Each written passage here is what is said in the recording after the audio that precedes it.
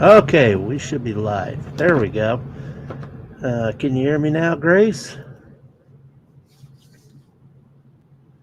Guess I should have checked that earlier.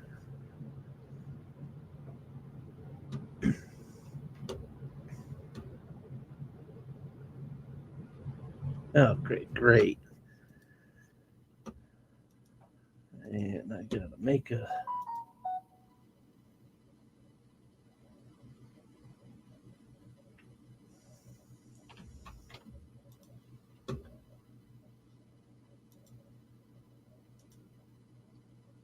Okay.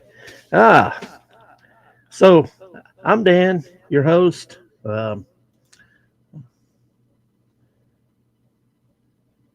Let's see, we've got Grace in here and uh, Ozark Woodman stories and more. And uh, I kind of had a little audio problem there, but I'm your host Dan for Herbert T Outdoors tonight, and we'll probably have some more people joining us on the panel. And I wanted to take a moment here to do a shout out. I uh, mentioned met some guys the last couple of nights in a live stream that were at the Midwest Bushcraft Show in Lebanon, Missouri. And they were in the evening when they were sitting around in a, a hot tent and just kind of discussing what was going to be coming in the show and the people. And these guys just had such a dynamic connection. Now, granted, they've known each other. I'm not sure exactly how long, but they've. Uh, I think this was the first time they have actually met up. So I will say, mention their channels. One was Two Guys in the Ozarks, and another one was 210 Outdoors, and another one was Ozarks Great Adventures. Uh, and then also in the chat, I also met the Ozarks Woodsman's Stories and More. And also above and below, and MN Mike Outdoors. And they were really good channels that uh, they weren't, huge channels, but they were channels that kind of fit more in the style, the niche that I'm in, the bushcrafting, the camping, camp crafting, etc. And it was, well, you guys just got to go to the channel and check out the live. And if not, follow their channels. I'm This was the first live stream that they had done. They actually did one Friday night and Saturday night, and they really got to clicking and getting a sense of what it was like to do a live stream, much like what we're on right now. And I'm going to do a little something here.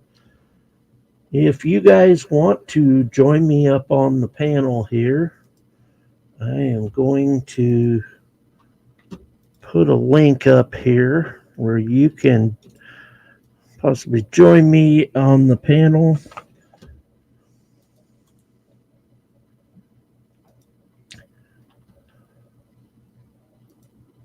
And we are going to pin that up.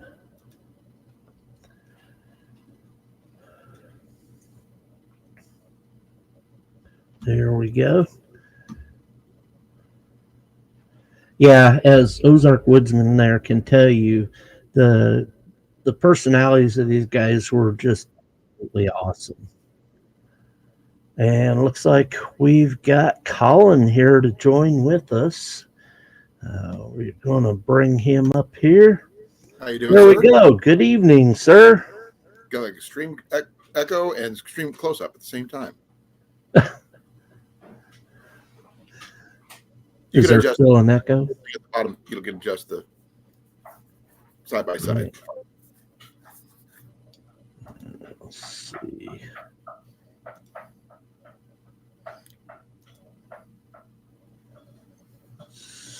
How you doing, Grace? How you doing, Ozark?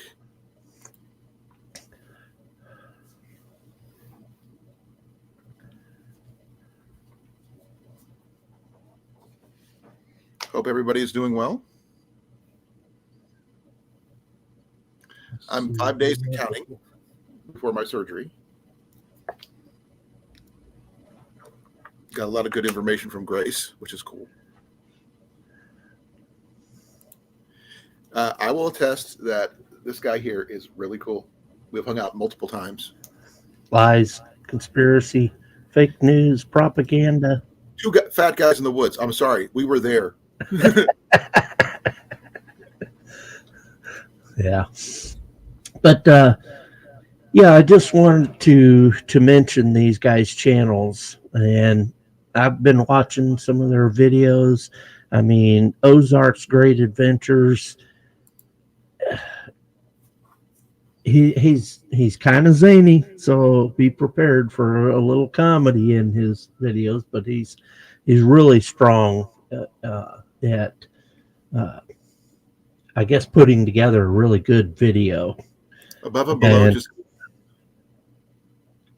What's that? Above and below just came in.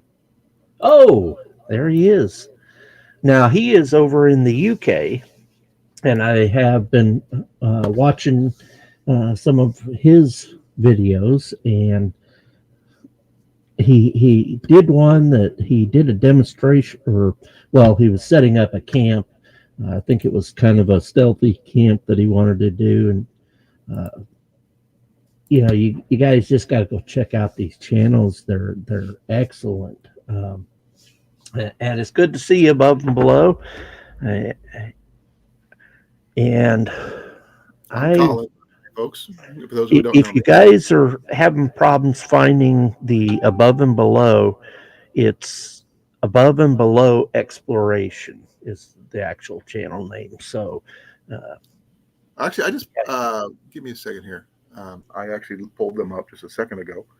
And then like 210 Outdoors is actually 210 Outdoors, and then the number 2 after it. And then I think Ozark Great Adventures is Ozark Guy.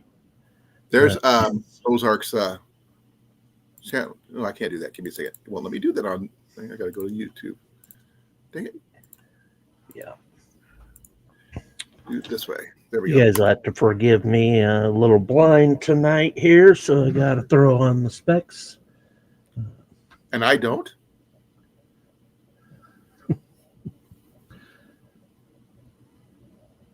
I'm backpacking, archery. Okay, that's what my skill set. That's okay, Ozarks. I appreciate it. We are, like I said, I've been doing these. I've done some live streams in the past, and now I'm kind of trying to get on a set schedule where I do these every Sunday night at 7:00. And of course, my guest over here, Colin, Kincaid Outdoors, I've actually done these. This is the guy that I did meetups with the last 4 years. Is that what we're on? Yeah. And it's included some trips over to Iowa, but Yellow River was the first time. And then a couple of them in central Iowa at some campgrounds. And we, of course, met up with fellow YouTubers. And it was just an awesome experience. It's always good to meet people from different parts of the world. You met Grace before, too, I believe. Yes, I did meet Grace. Grace, she was was she at the second one? I think she was. The first one after Yellow River. Yeah, so that's the one we had the pavilion. And yes. Let's see, I think JV Outdoors was there. Yep, that one was, actually, I'm trying to remember where that one was. That was down in Osceola, I believe. Yeah. And then we also did the other one, and we met Cliff That was from out. Foxit Outdoors, who probably will show up a little later, and Jason from Pest Hunter Outdoors. Again, these are great channels, and for those that you have been with us, you've seen those channels before, but for those that are new, I encourage you to check them out. Definitely have some great content, and they're great people to get to know. And we always learn a lot from each other. Especially when we did that last year at the flea market. Yeah, last year we did with Colin. We went to the Watcher County Flea Market. Watcher? Is it Watcher? No, what? As in like what? And cheer. But they call it what cheer. Don't ask me why. That's just what they call it. But 20 acres of nothing but flea market stuff. I mean, it was freaking huge. I just happen to have right here with me, and it's probably no, it's not. It's not backwards. The Watcher Flea Market, the band from it. Yep, that happens 3 times a year. 20 acres of flea market stuff, and we didn't get through all of it in 2 days. 2 days, we never got through all of it. But what we had done was, when Colin came up with the idea for making EDC Get Home Bag, Survival Bag Challenge, and we basically had to find the items at the flea market. And of course, we got our butt handed to us. That guy thinks I cheated, but you did scout a day ahead. You did. You can't we say were you not stipulated that it was limited to days before or days ahead or whatever. That's okay. It's fine. I actually got there on Friday. Thursday. Because I came in on Friday. Yeah, I came in Thursday evening or afternoon, and then I went for Friday morning, and then you came in Friday afternoon, and then of course we went together on Saturday, and Ian was with us. Yeah, we got soaked. But I'm sorry, we got 2 guys that have experienced life, and of course we've both been to flea markets, garage sales, etc. And his son, he was what, 15, 16? Last year, no, he was 17. 17. Okay. And he just smoked us. I mean, we built a complete bug out bag from scratch, from bag, filling it up with all the essential 10Cs, and for $100, and he ended up coming away with more money than we did afterwards. He saved money. I don't know how that happened. And he was a wheeler and dealer. He really came up with some excellent ideas. The bow, the crossbow, a whole bunch of other crap. Yeah, and it just kind of showed me that thinking outside the box of finding things. Now, at some point, I'd like to probably do a video maybe of 210 Outdoors just came in. Things. Oh, did we get 210 Outdoors? Yes, we did. Great. I'll keep an eye on. Let people know that they're coming in. So I'll be because I'm trying to keep up with some of the chat, and for some reason I'm following the chat for you. The studio chat is actually behind the actual live stream chat. So maybe I'll just watch that. But yes, it is good to see my new friend here, 210 Outdoors and Above and Below. And we got great Ozark's Great Adventures. Those are the the Two Guys in the Ozarks, 210 Outdoors, and Ozark Great Adventures were the channels that were at the Midwest Bushcraft Show in Lebanon, Missouri. Was And there any archers there by any chance? You know me, I love to asking about archery stuff. that I'm not sure. Peter and Randy. Okay, cool. I didn't know their names, but now I know. Which yeah, one's Randy's the Ozark Great Adventures. Okay. And I think Peter is the Above and Below. Okay. Didn't see any archery. Oh man, bushcraft is about archery in my book. Well, they did have a lot of good classes that went on for this, and I actually didn't get a feel for how big this was. I did see. I think I'm not too far from where they probably had it. Cause I'm in Iowa. If I would have known about it, if I'd have known about it, I would have. And they were actually, I was like this close to being tempted to load up. So the truck. His name is who's Matt? Way. So I got to figure out who's who. I'm Matt is Two Guys in the Ozarks. I don't have that one yet. I got great adventures, Woods of Stories, Above and Below, and 210. I'm not sure which one's which. Yeah, but you guys would have, Colin. You would have loved talking. You know me, guys. They were a lot of fun, and I bet it was. You could tell that it was the beginning of something really big, for the three of them. I would have known about it, and I was physically able to go because of my knee injury. I couldn't really do much last year. I barely got the flea market out of the way, and it took me a long time to get around that place. Right. But this year, my surgery's on Friday. I am going to kick butt and go this year. So Ian's challenged me again. For another bag. Another bag? Okay. No, here's the thing. He wants to give it away.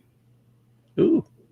Now, that brings up a point. We did have the giveaway at the previous year's get-together with Jason and Cliff and Blake and Rob. Rob from... don't forget Tyler. Tyler. Yeah, Tyler came over. I got to convince that guy to really get back into some more videos, and I think he'll probably do it once the weather gets a little better. Oh, I love archery, Ozark Woodsman, because I'm sorry. Please put a name for your real name with things that way I can keep track. But I'm a traditional archery instructor for over 20 years, almost 30 years now. Yeah, if you look over his shoulder there, you can see he's got I've got a bow above his head. Got more of this one here, and this one here. Yeah. This one here, by the way, this one is a budget-friendly one. Oh, I forgot. Now, is that the new one you got? That was my new one, and this is my other one. I got 3 bows just right by my side. Right. I never go anywhere without a bow. You know that. Yeah.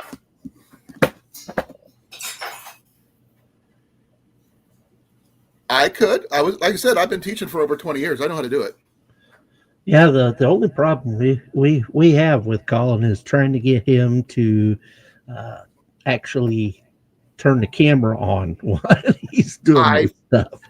I try, but I get so involved, I forget. Yeah. That's okay. I need content. A lot of us do the same thing. Recording more this year. Right. Because I plan on going to the Yellow River. That actually kind of brings me into kind of the main topic of tonight's discussion. And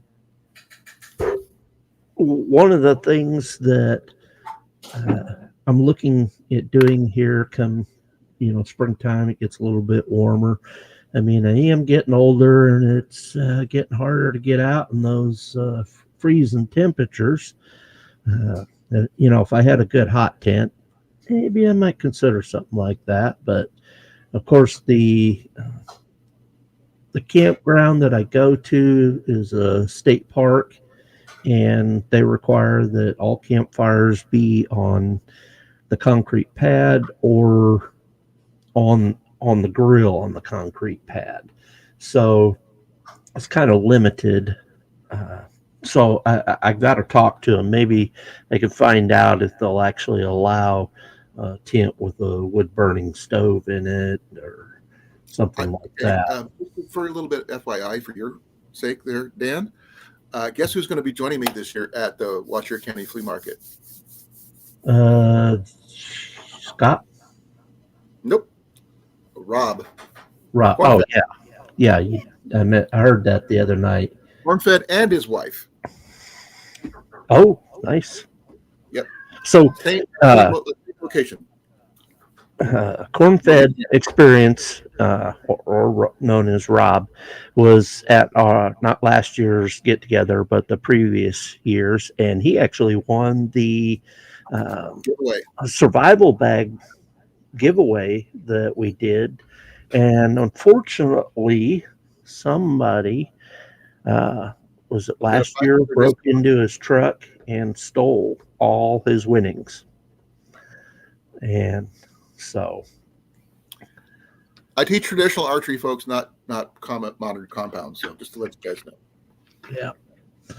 But like I said, in the spring, I'm going to get out there and I'm going to make some videos.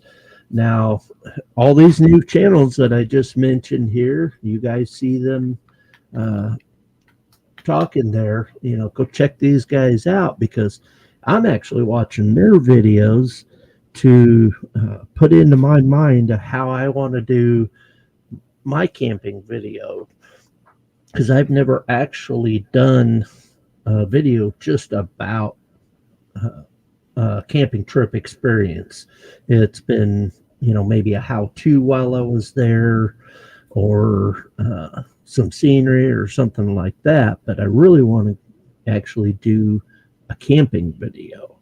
So I bring if you do that one in here in Iowa again, if you do, I could bring my big pavilion. You could use that as your backdrop. yeah, It's a nice one. You know it is. yeah. But so, like you, Colin, what type of camping adventures do you enjoy watching? If as far as the, not like a meetup thing, or Oh well, okay. what do they call that? Or collaboration, not a collaboration thing, just a YouTuber going out and sharing the experience of their camping.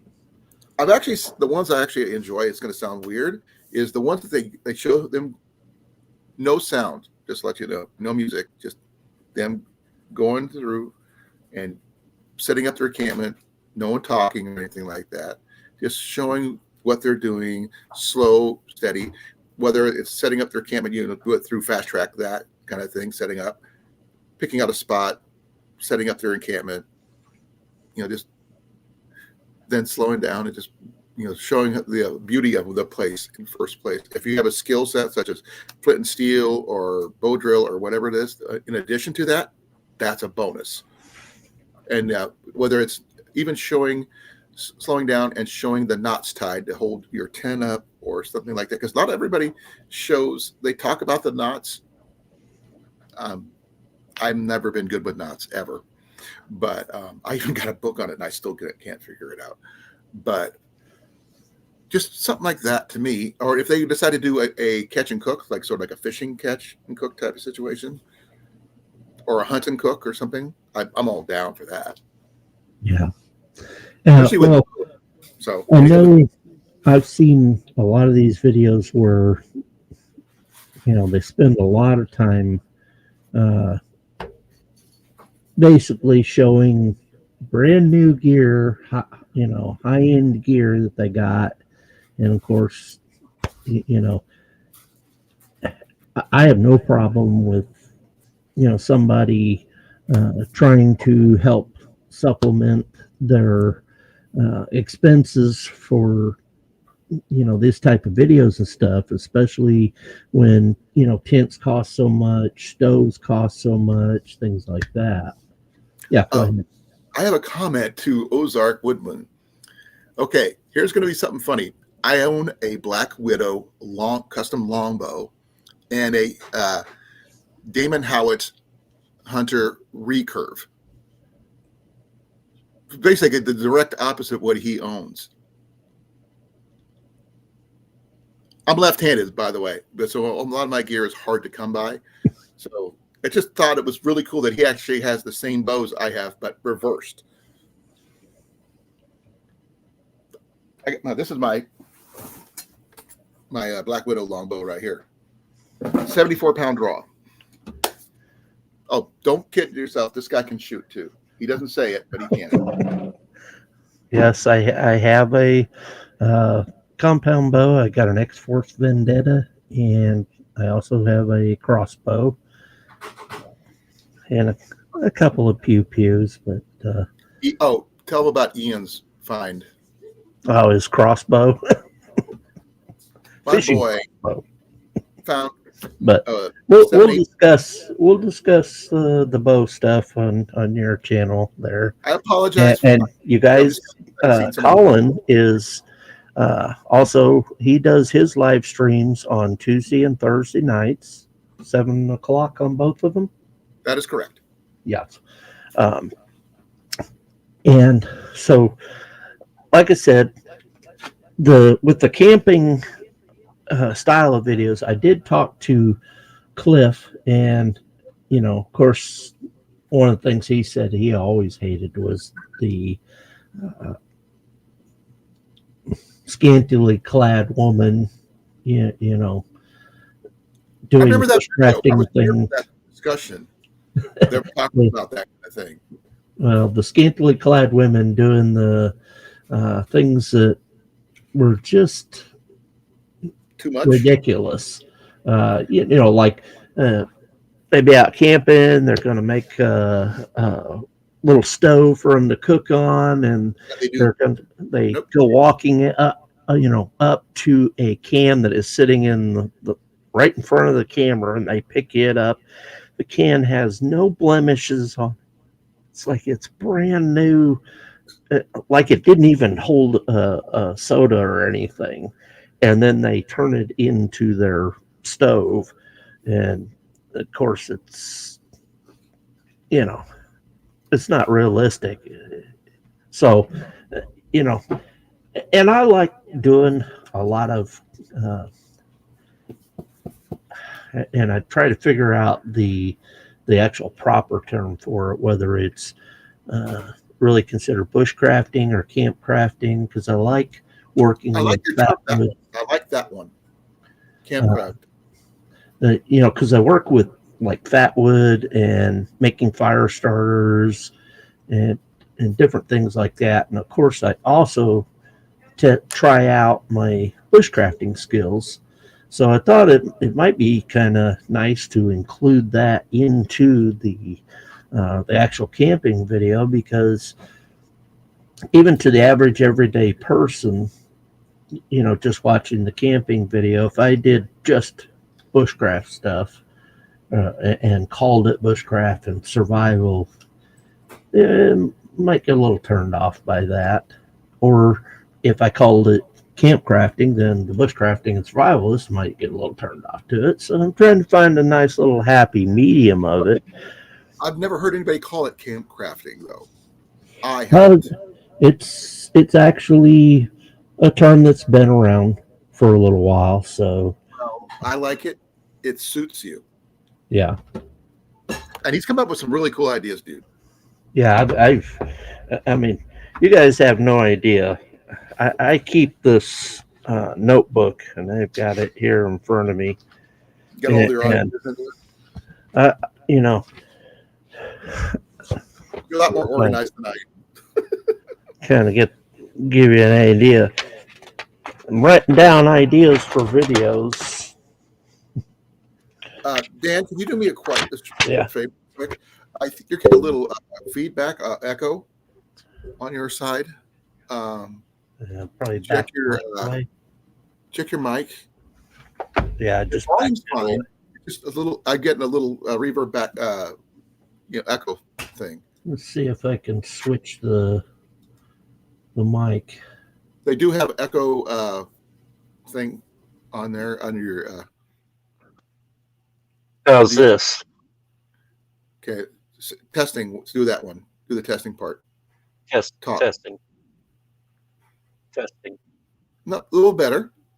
Okay, that's my headset mic versus my mic here.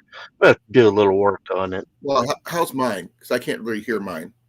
Uh, Testing 1, 2, 3. Little echoey, but I'm actually surrounded by. Of course, it's a green screen, but Okay. you know, it dampens. This is not green screen, folks. Those are real. Yeah. And I'm working on a new place for the studio to be held at. And, Me too. But I got to work on. I got to wait till I can walk first. But also, do you guys like to see, these how-to videos, or do you prefer to see, set up the camp, maybe fix a meal and cinematic, and then fix another meal, go to sleep, wake up the next morning. Now me, I'm not a huge fan of the wake up in the morning, yeah, guys, hey, what's going on? Obviously they've already been out of bed because they had to set the camera up. Right. Now, I'm a firm believer of getting up and you see somebody putting on a pot of coffee or something like that over a fire. Oh, yeah. To me, that's the first thing I would do, because I know, if I know anything about the bushcrafters, I know coffee or tea, depending on what they prefer, first thing. And percolator pot over fire. I just wanted to throw this out there. To my new viewers, there at the top of the chat, there's a link. If you want to join us up here on the panel, you are more than welcome. Right. I just right up there. Ask that you speak in English. Number one, be respectful, no cursing, and we'll get along just fine. Oh, what about politics and religion? Yeah, let's kind of leave that on the wayside there. That works for me. There's other channels for that kind of stuff. Obviously. Can you do me a favor, though, on your video part where you see the little people below your screen? Little people below my screen. Where you see the setups underneath your screen, you'll see the one person, two person. Yeah. Click on one of the ones on just to the right of the first one. That's for one participant. I don't have one for a two participant.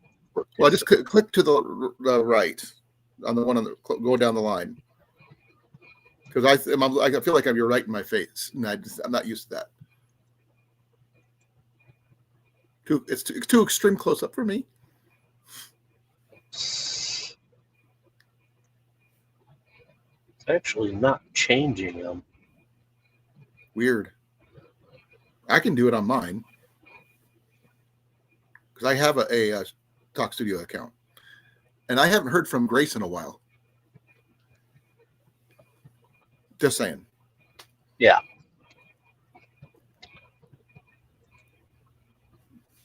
That's cool. I'm looking at what they say they do, which is really freaking cool. If anybody wants to talk about bows and stuff, come see me on my channel on Tuesday. I'll talk your ear off. Yeah, there's above and below. He's actually working this evening in Northeast England. Should we introduce him to Rob on the Road? Yeah, if he gets a chance, he might check out Rob on the Road. But two B's. He's actually over there as well. He's the only bushcrafter I've ever met that is a vegetarian.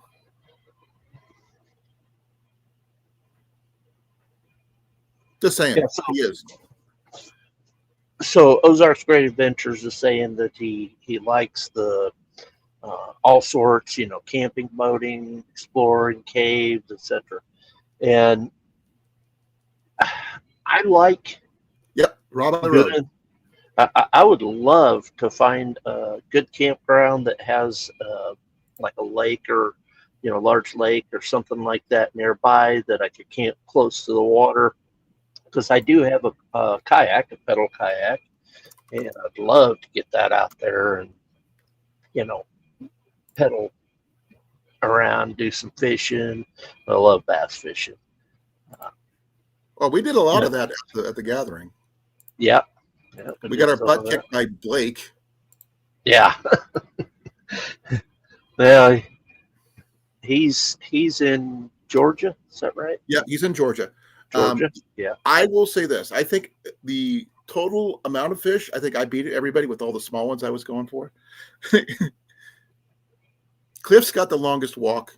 You got to see that video. Yeah. It's hilarious.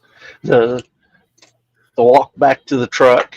Did he do it twice? I thought he did it twice. No, not once, not twice, not 3 times, but 4 times. 4 times. Up a hill this steep. Yeah. And back down. Up again, then back down. Yeah. That's Rob on the Road's website, by the way. Now, there is another style of camping video that I've seen, and Ozark's Great Adventures. I was just watching, I believe it was, do you like stealth camping or something? That was an ASMR style. That's what I was talking about. Which is the silent, no talking. I'm definitely gonna have to watch a lot of his stuff then. I do like both ways of it,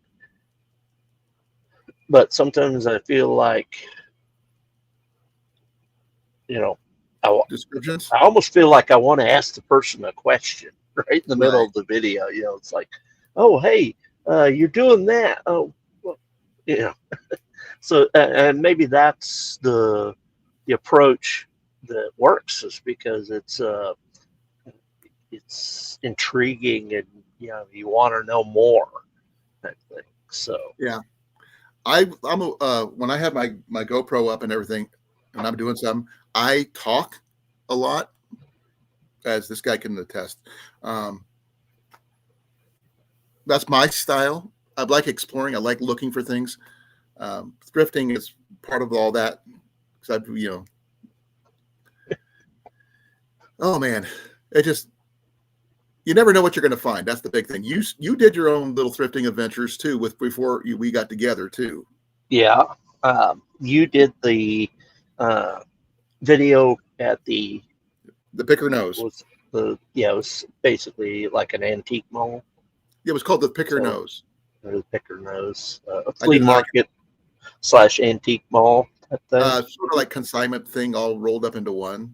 Really cool. Really cool. And then it inspired me, and I did one about a local antique mall with a nice little gotcha at the end of the video. Just don't step in that gotcha. I found a bear trap at this, and it was, of course, these things are not legal to use anymore. And so it was actually mounted to like a big flat display board, but they had, I'm not exactly sure how long they said they had that. Do they still have it, or did they get rid of it? Actually, the day that I the very next day that I put out that video, somebody came in and bought that bear trap. Now that was $500 for that. Oh wow! I wish I'd have done more videos about. I did do a small video of a cannon at the. It's called the Brass Armadillo in Des Moines. Yeah. The cannon was $1,250. That one didn't last long after my video either. Yeah. And, yes, by all means, I like the laughs in the videos. It's things that. Well, Herbert T., come on. Well, and for those of you who don't know, Herbert T is the original character from this channel. His And alter ego, folks. now, don't be saying that because both of us have His been brother on from another screen mother. at the same time. His brother from another mother. Not just saying. Okay. So He's my cousin. I'm just saying. He's my cousin. You just don't know it yet, but he is expected to appear this spring. I don't I'm know going to kidnap him if I have to bring him back here because he's looking for corn monkeys. don't know in what capacity, but he is going to. He has said he will try to come out of the woods, quit chasing those corn monkeys, and Won't the, happen. Will not happen. I think he's actually living it up with them, So That's because they learned how to make whiskey. It's corn tea. Same thing. Yeah. Yes. They just call it moonlight. Yeah. But yeah. Also, with these, the videos that I like to do, I like to see. We got another one. We have. Here we go. There he is. Hey, what's going on? How you doing, sir? What's up? Nice to meet you. How y'all doing? I'm Colin. Nice. I'm Randy from Ozark's Great Adventures. Let me tell you guys, this guy is awesome. You guys got to check up and over. I found him today, so I'm going to go through his channels. I've got nothing but time for a while. You guys got to check out his videos. They are very entertaining. And thank you. Like I said, you did your ASMR video here just recently, and I did like it, but I think your personality really comes through when you're talking about what you're doing. It's absolutely amazing. I got a lot of non-compliments for being quiet. I mean, everybody said pretty much the same thing. They said, "Well, that was good, but I'd rather hear you talking. I get a lot more out of it." Yeah. So, I talk too much. They tell me to shut up. You definitely have that southern accent. Now, I spent and when I talked to you guys the other night in the live stream, I did spend some time in Arkansas. A good portion of my life actually in Arkansas, around Fort Smith. So I've hunted out at Fort Chaffee. I've done a lot of fishing in that area. So where are you at? Right now, I'm in Central Illinois, close to I'm Central Iowa. Just for let you know. Yeah. Where? Newton, Iowa's like right in the middle. Right. Okay. Literally right off of I-80, that goes straight across. Okay, y'all are far away. Not as far as you think. Kind of below Des Moines, right? No, east of Des Moines, closer to you, but still below. No, above I-80, not below. You're parallel to. Okay, I-80's here. I'm above it. Okay. Literally, it's about a mile from my house. Okay. That's that way. That's where I-80 is. We've got another one here. There we go. Oh, there we go. 210. Hey guys. How you doing, sir? I'm fine. How are you? I'm doing okay. Thank you very much. Good. Another one. Another good one. 210 Outdoors. Good to see you. Oh my gosh. I'm Colin, just to let you know. Nice to meet you. Iowa. I've got to say that was a very epic live stream you guys did. Well, the two live streams you did, Friday night and Saturday night. Really enjoyed that. I'm sorry I missed it, but I had a. You could tell those guys were tired though. Come Saturday night, it showed. Yeah, I was extremely tired. I had a death in the family this week, so I couldn't be on. Oh man, sorry to hear that. Lost my baby sister. Oh man, I'm so sorry. She's been wheelchair bound due to a stroke for over a year, and it finally caught up with her. Man, that's terrible. Yeah. She's in a better place. Yeah, I believe that. No more pain. Yep, exactly. She was not the outdoor person like I am, so unfortunately. But I'm glad I have friends like Dan here. And now that I get to meet you guys. Now, where are you guys from exactly? Are you from Missouri? Are you from Arkansas or what? Where? I'm from. Go ahead, 210. No, I was just going to say we're both from Missouri. Yeah, I'm in the Branson area. Oh, my mom and dad used to go down there every year. Yeah. Yeah, they died, over 20 years ago. But a lot of vacationers. Actually, my favorite place to go down in Missouri is going to sound besides the Kansas City Renaissance Fair. That's different. But the Bass Pro, the big one. Yeah, big Springfield. Yeah, that one was. I mean, they had pheasants running around inside that place. They had a stream going down the middle of it. Yeah. I love the archery section, but you have to see the Bass Pro in Memphis. I have not been to Tennessee. The one in the pyramid. Yeah. I have not, I've seen pictures, but I've never been to Tennessee, so I can't. Was it Tennessee?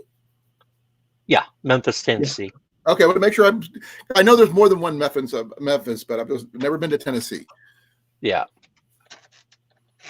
Do we have any people in Tennessee? I don't think so. No, because Heath is in Kentucky. And there's another person I can't remember. Okay, sorry. Yeah, I know a lot of people. Now I'm gonna go get my tripod real quick. Okay. Yeah, it's hard to hold it. yeah.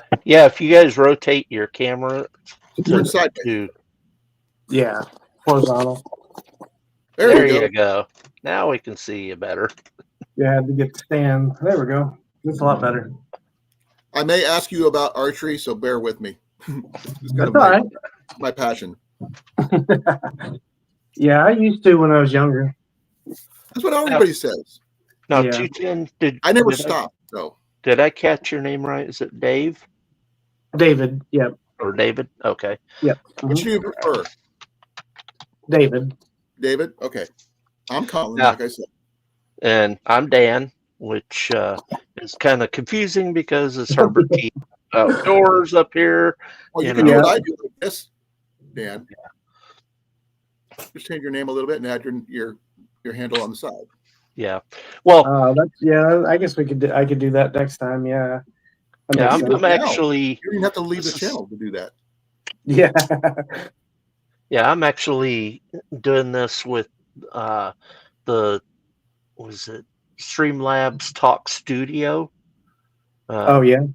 And I actually got a year's subscription for it, so it's only like $12 a month. Now there's also some options like StreamYard, which has if you do the free version, you get a limited number for free. 20 hours a month, which for you guys starting out might be a great way to at least get your feet wet on it. But and if I recall, neither of you had done live streams yourself. Randy has. I haven't. That was my first two. Oh, okay. I do streaming on the regular. I mean, literally every week, 2 times a week. But I'm also on Pest Hunter Outdoors' channel on Wednesdays, Foxit Outdoors on Saturdays, and a couple others I just bounce it. Now that he's on Sundays, I'm popping in on his. Yeah. And I think Jason is on Ajax. I think he's on his live stream right now. Tyler. Yeah. Tyler is a really good guy. He actually got me this squirrel skinner right up here.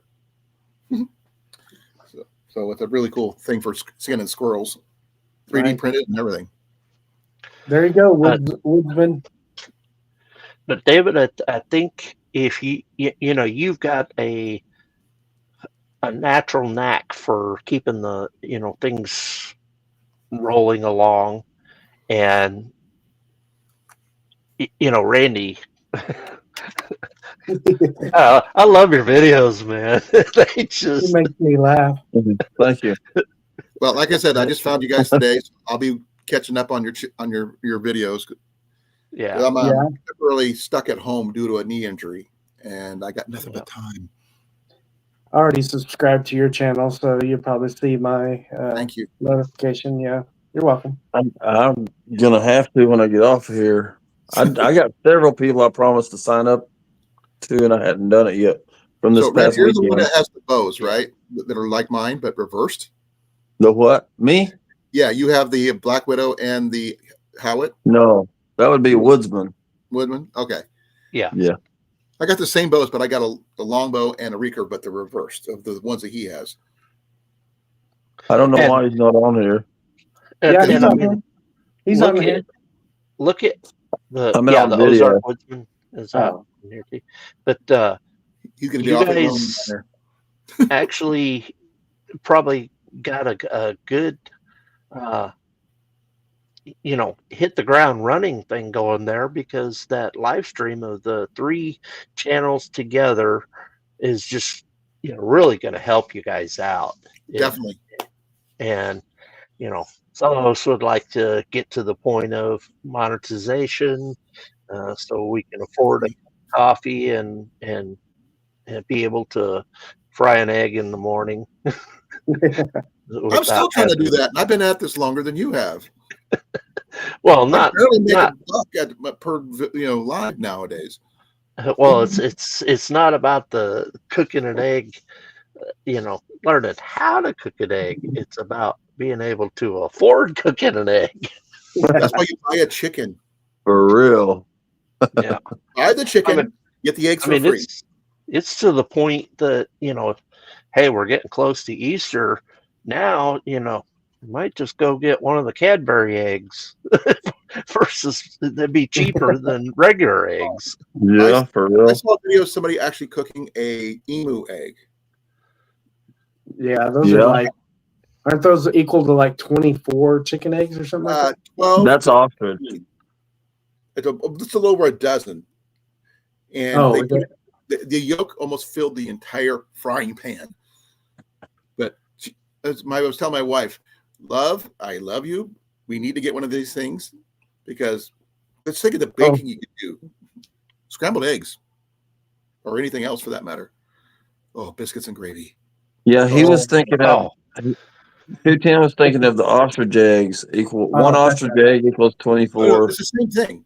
Emus, ostrich, they look the same, just a little bit different. One's got more feathers than Yeah. others. The other, I used to own emus. they're very popular here in Iowa. Surprisingly enough, Yeah. there's a lot of emu farms here. I Mine don't have one, but it'd be awesome. Yeah. I am curious about something. When you guys were at the bushcraft show there, was it just Saturday, or was it Saturday, Sunday, or? It was Friday night, Saturday, and left this morning. Okay. And so how did the food go? Did you guys go and cook your own food at your camps and then come back and attend Share, or was it a shared seminars, experience? You had to do your own cooking or what? Yeah, pretty much. Friday night was just the camp out. There was no activities. Well, yes, there was one class, fly fishing, Friday night, but during the event Saturday, the Amish, a couple Amish ladies cooked chili and potato soup and had it as a donations type thing. But all in all, we cooked our own meals. now how big was the get together? How many you think were there, Randy? If you include kids and everything, I thought maybe around 50. Everybody else kept saying maybe 30. I think there was more than that, maybe, but I don't know. It's hard to judge exactly how many people. They were expecting about 100, but I don't know how many actually showed up. To me, it seemed like 100, but everybody was everywhere, so it was hard to keep up with. Yeah, for sure. And it was a great event. The Midwest Bushcrafters, they're having another event in Kansas in May, and then another one in November. So if you go to Where's Midwest that one in Bushcrafters, November going to be located at? in Kansas, I'm trying to remember what the name of the town is. It's Northeast Kansas. If you go to Midwest Bushcraft, they got a Facebook page and a website. They've got I all think the I've been there before. Give me a second here. yeah. I can't remember the name of the town. No, got I the went flyer. to the link that you guys had in your community Mhm. section, which I don't know. YouTube keeps changing the name of it from community to I think it's posts or something like that now. So, but I did go there and check it out, and it took me to just the page of the show that just happened. Yeah. So obviously it's got to be, unless they change it once it's done and over with. Yeah, most of the information they rotate on Facebook. I think they use Facebook mostly for upcoming events, but it looks like that I do have a flyer in the kitchen. Let me grab that real quick. Okay. I'm looking at the website. It's like 346 miles from here. Yeah, 346 miles from me, one way. I'm actually literally halfway up Iowa. I wear trifocals, so it's like trying to get this set to where I can actually see y'all. I've got bifocals. I have the same problem. Yeah, I've got some Walmart glasses. I ought to just grab them. Well, these are not Coke bottoms like he's got. Yeah. Oh, they're not Coke bottles. I mean, If people actually, in class can't make fun of each other, then what's the whole point? these are reading glasses, but they're progressive. So they're about a 1 up here and then a 3 all the way down at the bottom. Mine are the transition. You see me doing a lot of up and down. Yeah, I These see are my them. Walmarts. These are just regular reading glasses. Have you started a fire with them yet? Not yet. Okay, I want to see a video on that if you do. Yeah, That's a good idea. Yeah, that's a real good idea. I think I might try that. no, I think it was. I'm good with ideas. Yeah, the next event's called Heartland Wilderness Gathering, 5th annual, May 2nd, 3rd, and 4th at the Corn Dogger Station near Frankfort, Kansas. I will be busy at that weekend. Yeah. A 20-acre flea market here in Iowa. Nice. Oh, there will be video. Yeah. Awesome here. He's been there. He's been to this one, so he understands it, how big it is. It's huge. And it, like I said, I don't know if you guys caught that. We did a EDC bag challenge where we went to the flea market, and it had to be stuff that came from there, not stuff. $100 bug out bag challenge. Basically, you got $100 to build one. Yeah, and there was the champ. There was the champion that snuck by behind it. My 18-year-old boy, oh my gosh, I don't know how he found it, but so many things. But it's amazing the mindset that was in play when we were doing that, trying to come up with ideas of things. Shelter, cordage. Cook set. Now check this out. This is one of the items I built mine for my wife with my wife in mind because she doesn't have one. There's wifey. Hi, Jenny. Hi. Now look where this one's from.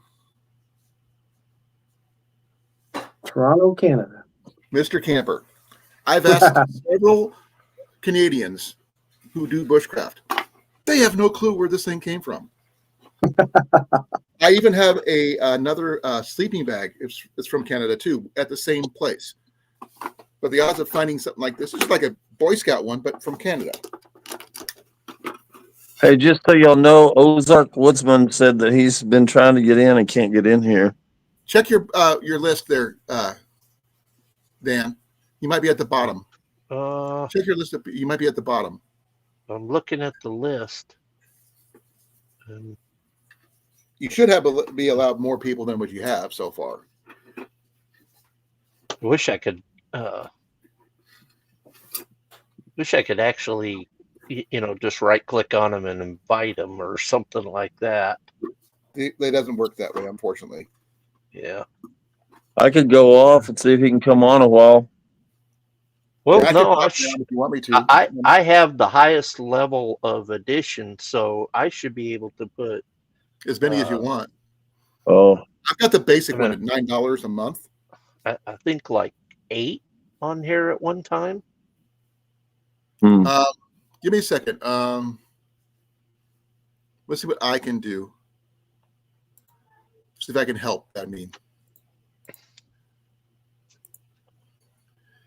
man, I'm still tired today. I 210. bet. I want to know 210. Do what, You slept in a hammock, right? Yes, I did. How was that, temperature wise? It was really warm, actually. Yeah, I've got a really nice under quilt and top quilt, so I was plenty warm.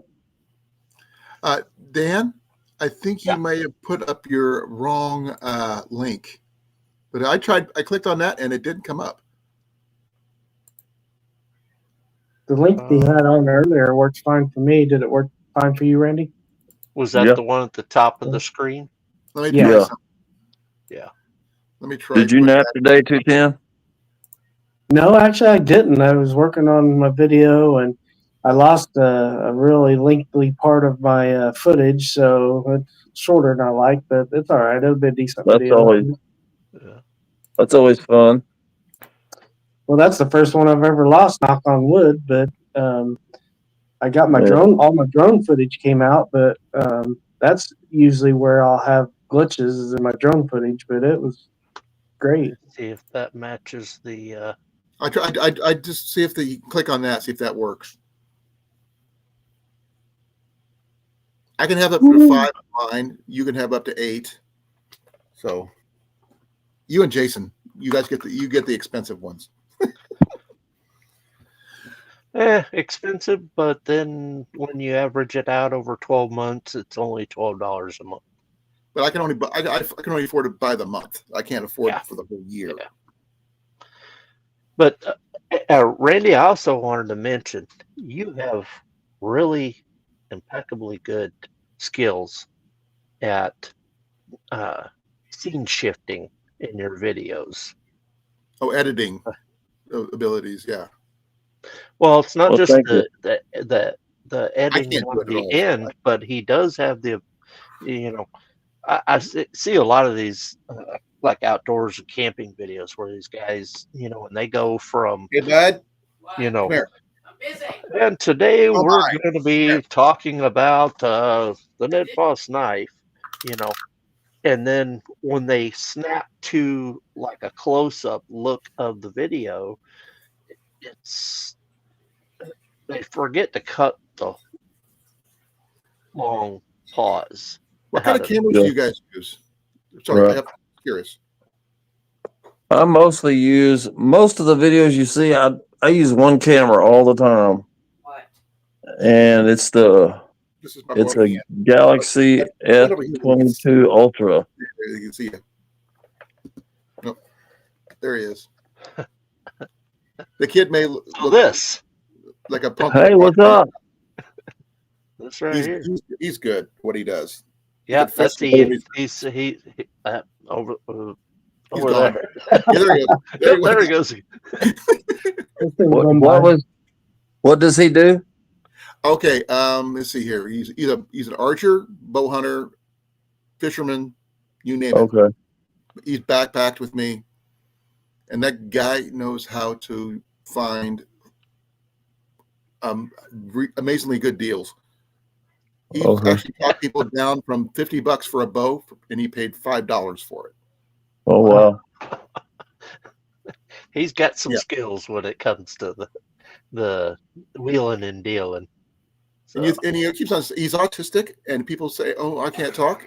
This kid can talk to people easily. Yep. He doesn't look like he looks like a punk rocker, but he's not. That's the same way with my son, but my son is. Well, Ian's more of a gamer than he is anything else. Okay. The kid could shoot a 55-pound bow like it was nothing. And he used your classic every year until he got tired of it. Now, do you guys regularly attend those kind of bushcraft meetup type things? He's still trying, Dan. Yeah, I'm looking at the screen here. I noticed tonight it seems a little bit glitchy. I haven't figured out why. Do you want me to pop down and see if he can pop up? Yeah, let's give that a try. Okay, I'll be right back. Let me get out of here. Or you can keep me off or whatever it is you need me to do. Yeah, that was the first event as far as being in YouTube that I attended. I've attended a lot of things as a teenager and young adult, but not since I've been on YouTube. That's actually the first event that I attended. Yeah. It was really good getting to meet like-minded people. It was really nice. Yeah, I definitely enjoy the camaraderie that goes along with it. Oops. All right, Ozarks Woodsman, if you want to try it again, we'll see if that'll get you in. I'm not sure. I look good? You look party.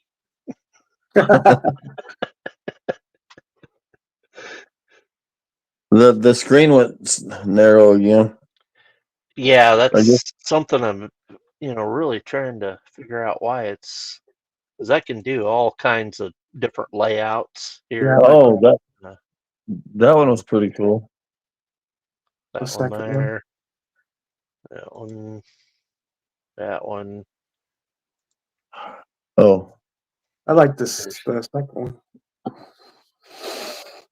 Since you're the host, there you go. Yeah, that one's great. Yeah. Okay, we'll give that a try and see if we can get Ozark Woodsman back in here, because this is all features in the studio that I can do with this. So I haven't played with some of the other stuff, but what are you mainly into yourself? I mean, like the main thing. So my channel originally started. I had a friend of mine. He was feeling kind of down and out, and so I made some funny videos, and that's where Herbert T comes into play. And I mean, he's the character of just like, oh, what's going on there, folks? And he likes his Tennessee white tea. Yeah. But I started this channel when it was in Arkansas, and there's lots of hunting and fishing to do around there. But like I said, I was trying to make some videos to cheer him up, but he lived probably about 35 to 40 minutes away. It was, it's not something you want to drive all the way out there to show him a, 5 to 7 minute video. So I thought, well, I can't send it on Messenger. I can't send it on a, text message attachment or any of that. So I thought, well, I'll just, create a YouTube channel and throw it on there. It'll never come of anything. And so of course he started watching them, and he's like, "Oh, dude, these are hilarious. We could do all kinds of hunting videos and whatnot. And you got to make a YouTube channel out of it." I was like, "It is." Yeah. So it kind of went on from there. But the hard part is to maintain that voice of the oh yeah, what's going on there? A little hard on the throat there. You'll ruin your voice box eventually. I did kind of work it as it's an outdoor channel: hunting, fishing, hiking, camping, the whole gambit. And that was when I really just kind of first scratched the surface on YouTube. And I started meeting fellow YouTubers that were into the bushcrafting realm, and it was like light bulb. It kind of clicked. I like that stuff.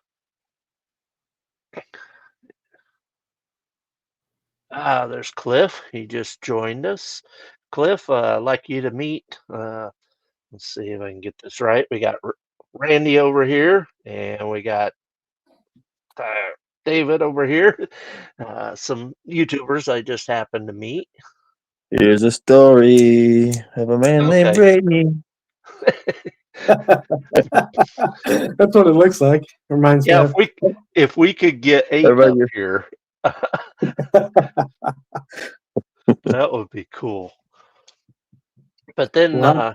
like I said, I met these bushcrafters, and so I was soaking up all this bushcrafting skills, and I was like, we got Colin back. There he is. There he is. Watching your videos. And So if you guys so, hear you stuff in the background. yeah. So, like I said, I got interested in all this bushcrafting stuff, but I moved from Arkansas to Illinois, Which part of Arkansas? Fort Smith area, the Okay, I think you said north, that. northwest corner. And so I moved over here to Illinois, and it was like, man, they just don't have the fishing opportunities, the places to go hunting. I mean, everybody around here is basically scarfed up all the land they could to, and they don't let people hunt.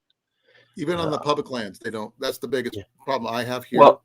Well, there is some public lands that I could go, but it's people are they're not territorial. I they're hate to not say that big. They're really They not still- that big. but people have their favorite spots, and they don't like anybody sharing with anybody. Yeah. And that's Well, to me, in Arkansas, I had the base Fort Chaffee right there by Fort Smith, and I mean, just been there. tons of acreage to go hunting on. Plus, we were close to the national forest, so we had plenty of acreage to go hunting there. But like I said, I came here to Illinois, and it's like, man, what am I gonna do here? I've got this outdoor channel. So I did find some places to take my kayak and go do some fishing, which I did some videos back in Arkansas for that. But then I was like, well, I do enjoy camping. I do enjoy this bushcraft stuff. So I'm He's gonna good. try to get out and do that type of thing. And Yeah. I've got a campground here that I go to. It's in a pine forest, but it's a state park. And so there's all the fat wood you could want. So I love getting out there with that, getting the fat wood, doing some how-to videos, making fire starters and things like that. So Yeah. this Getting year I fat wood in a probably, unique way too. That one you did with the auger bit. yeah, I had a video that I took an auger bit that had the hex head like would fit in an actual drill, but it's got the T handle that you can put on it. And when you go out and you find fat wood, typically, a downed log, here's a limb sticking off of it. You cut it off right at the log. Uh-huh. When you do that, you're leaving a lot of fat wood down inside the log. Oh, okay. So since in kind of the survival bushcrafting community, since the auger bits are a tool of trade, so to speak, I took one of those auger bits, and where I sawed off the log, I used that to drill into it to make wood shavings. Oh, yeah. That's cool. And it did a good job. Yeah. And then I did part 2. And part 2 is where I took one of the old style hand crank with the auger bit, and game changer right there. I was pumping out wood shavings, and it shocked me. I had already known that I could do it with the T handle, but once I started using that that crank, it was just amazing. It just kind of pours out, and it's shavings there for your fire. Plus, you have the stick that you cut off from the log. Yeah.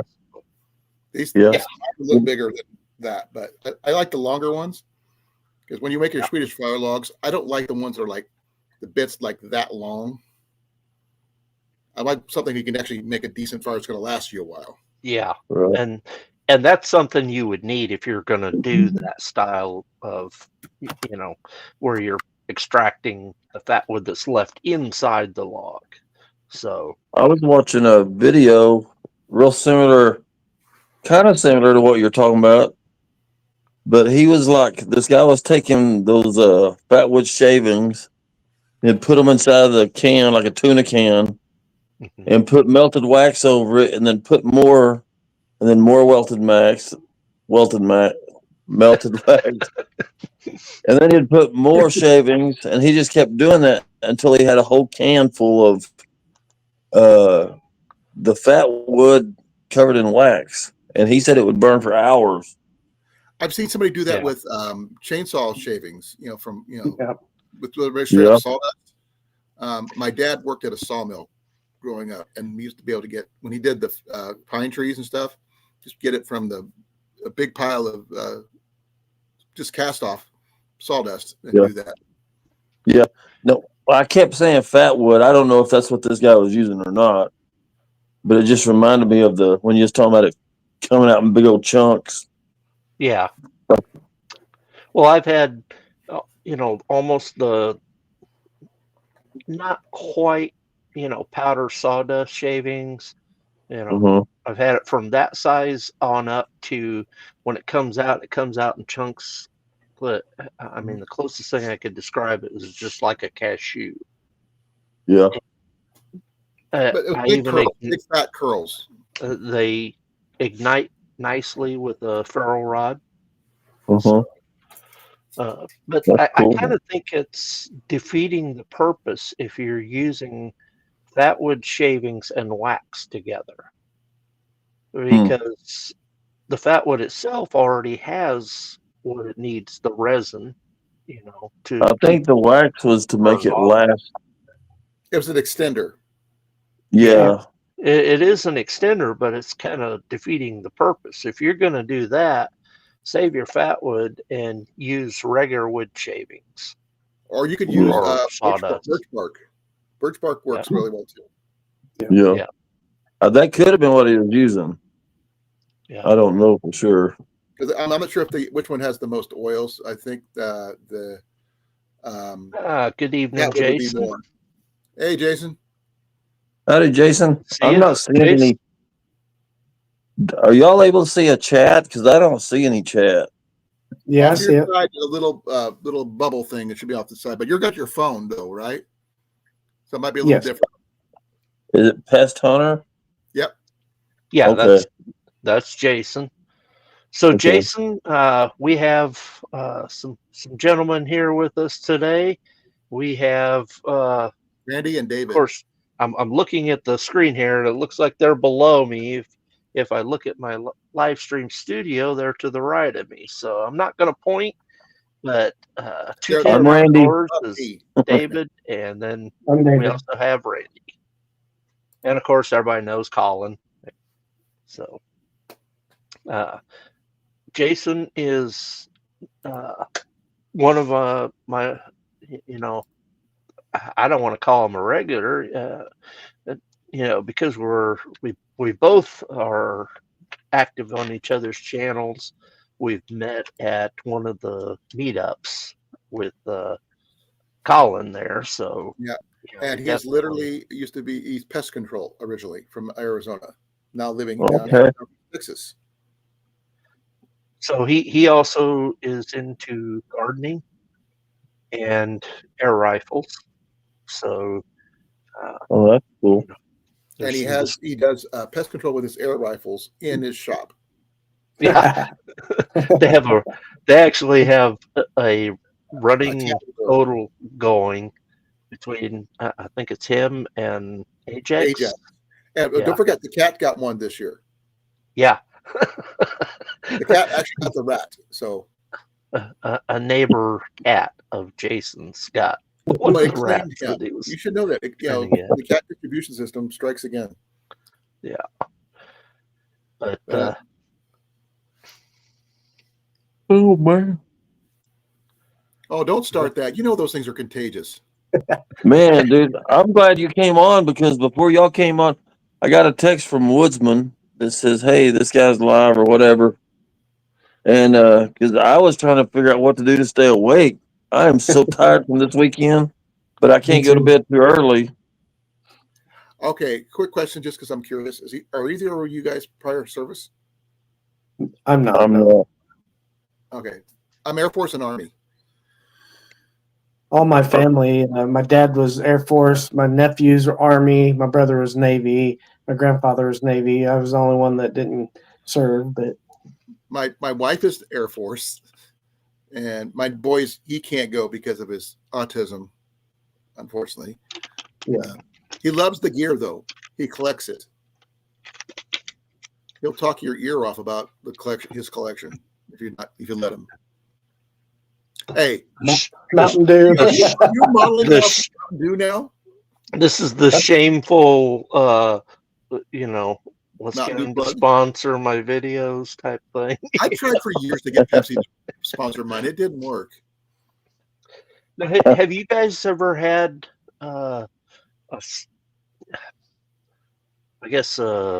sponsor or anything of that nature reach out to you, and other than the Amazon buy my product? Oh, there we go. We got the Ozark Woodsman. All Hey, right. Matt. He There you got go, Matt. in. There he is. Now I can't hardly see our pictures. Just a little. He can change it if he wants to. Trying to. Just flip him around until you find something that works for all of us. You're taking all, we know you have a big head there, Dan, but that's There's beside a Hey, that looks 5. good. That's Yeah. a big head there. I like that one. There you go. There you go. At least he's up. That's good. Yeah, see, you guys have to realize you guys are watching the top studio and seeing that layout, but the layout is delayed on the actual live stream. On YouTube. Oh, I don't know. I've got Usually both of them running right now. about 8 Me too. I'm 10 watching it seconds. on my TV because I've never seen myself on the big TV before. So You're on the big screen now, Matt. Your movie star. I could do that, but I don't want to turn my TV on right now. so what were Randy, you asking about? You said something about officer. What was you asking? I was anybody who's military. No, he was asking if we've been contacted by an officer. Oh no, no, Oh, not officer, but a sponsor. Type stuff, sponsors or something Oh, like that. oh, yeah. Yeah, Just so product like, to do product reviews is all I've so done. like when I'm shamelessly doing. Someone contacted me about the little battery-powered chainsaw thing once, but I missed out on it because I thought it was a joke. Turned out to be a real thing, but I don't use chainsaws. no, it's So I real. don't know. Yeah. I did one for a chair, and then I've had like 3 other ones reach out to me that I turned down. I don't know if I should have, but I'm scared to become a big commercial because there's several guys that I used to watch. I started watching that I loved, and then they just turned into one big commercial to where I don't like watching them anymore. Right. So that's what made Yeah, me it nervous turns about into it. like an info Yeah. channel. I like I said, I like Luke from the Outdoor Gear Review because everything he bought, it shows on there, he's purchased with his own money. He's not I sponsored. do watch that guy. He I do too. tells it like it is. Luke's a Yeah. good man. He's honest. Yeah, definitely. He's Yeah, short I and mean. watch He's that happy about channel that. too. And I understand that. He gives You good know, reviews. obviously, we all have to pay the bills, so to speak. And I might demonstrate a product like I have a video that's about the tent that I use when I go camping with. Some say it's glamping, but it's a cabin style tent. It's a 6-man tent. But by the time I got it set up in there with my cot, uh, got some table and the chair in there, Your electric lamp. I own it all. My outlook on reviews is if I can utilize it in my video and it doesn't take away from my channel and make it seem like a commercial, I'd be on board Right. for it. So Right. would my viewers. They'd be more apt to buy it or listen to it if I'm not just trying to sell it to them, but you are in a way, But Yeah. just And utilize it that's in the video. that's the kind of point that I want to come across with some of the product, and I hate calling them product reviews. It's more product usage. Yeah. So if I, like I said, I recently, and this is not an endorsement thing by any means whatsoever. It's a plug for You his know, affiliate channel. Just admit it. I recently acquired one of the Quit the Ned Foss knives, and I like it because it includes a fire striker. I do like the casing, and I do like the knife, but it's going to enable me to demonstrate the things I do. The batoning and such, fire striker off of it. So I might show stuff like that, but it's not showing something Sponsored that's type video, just a totally demonstration. yeah, like Didn't you do something with your knife and some found chert you found in the gravel or something like that? yeah. I did a little video discussing, if you're out camping and you are utilizing the flint and steel technique and you realize you don't have the flint. If you Or the look chert. around your campsite, a lot of times those are done on that kind of a white gravelly type rock thing, and if you look around through it, a lot of times there's chert there. And I have found it in Illinois, Iowa, Arkansas, and Missouri. So I'm up to 4 states now that I've covered. Iowa does not have flint. You have chert. Yeah. So, as a matter of I have to fact, get my flint from Minnesota. that's one I just picked up in.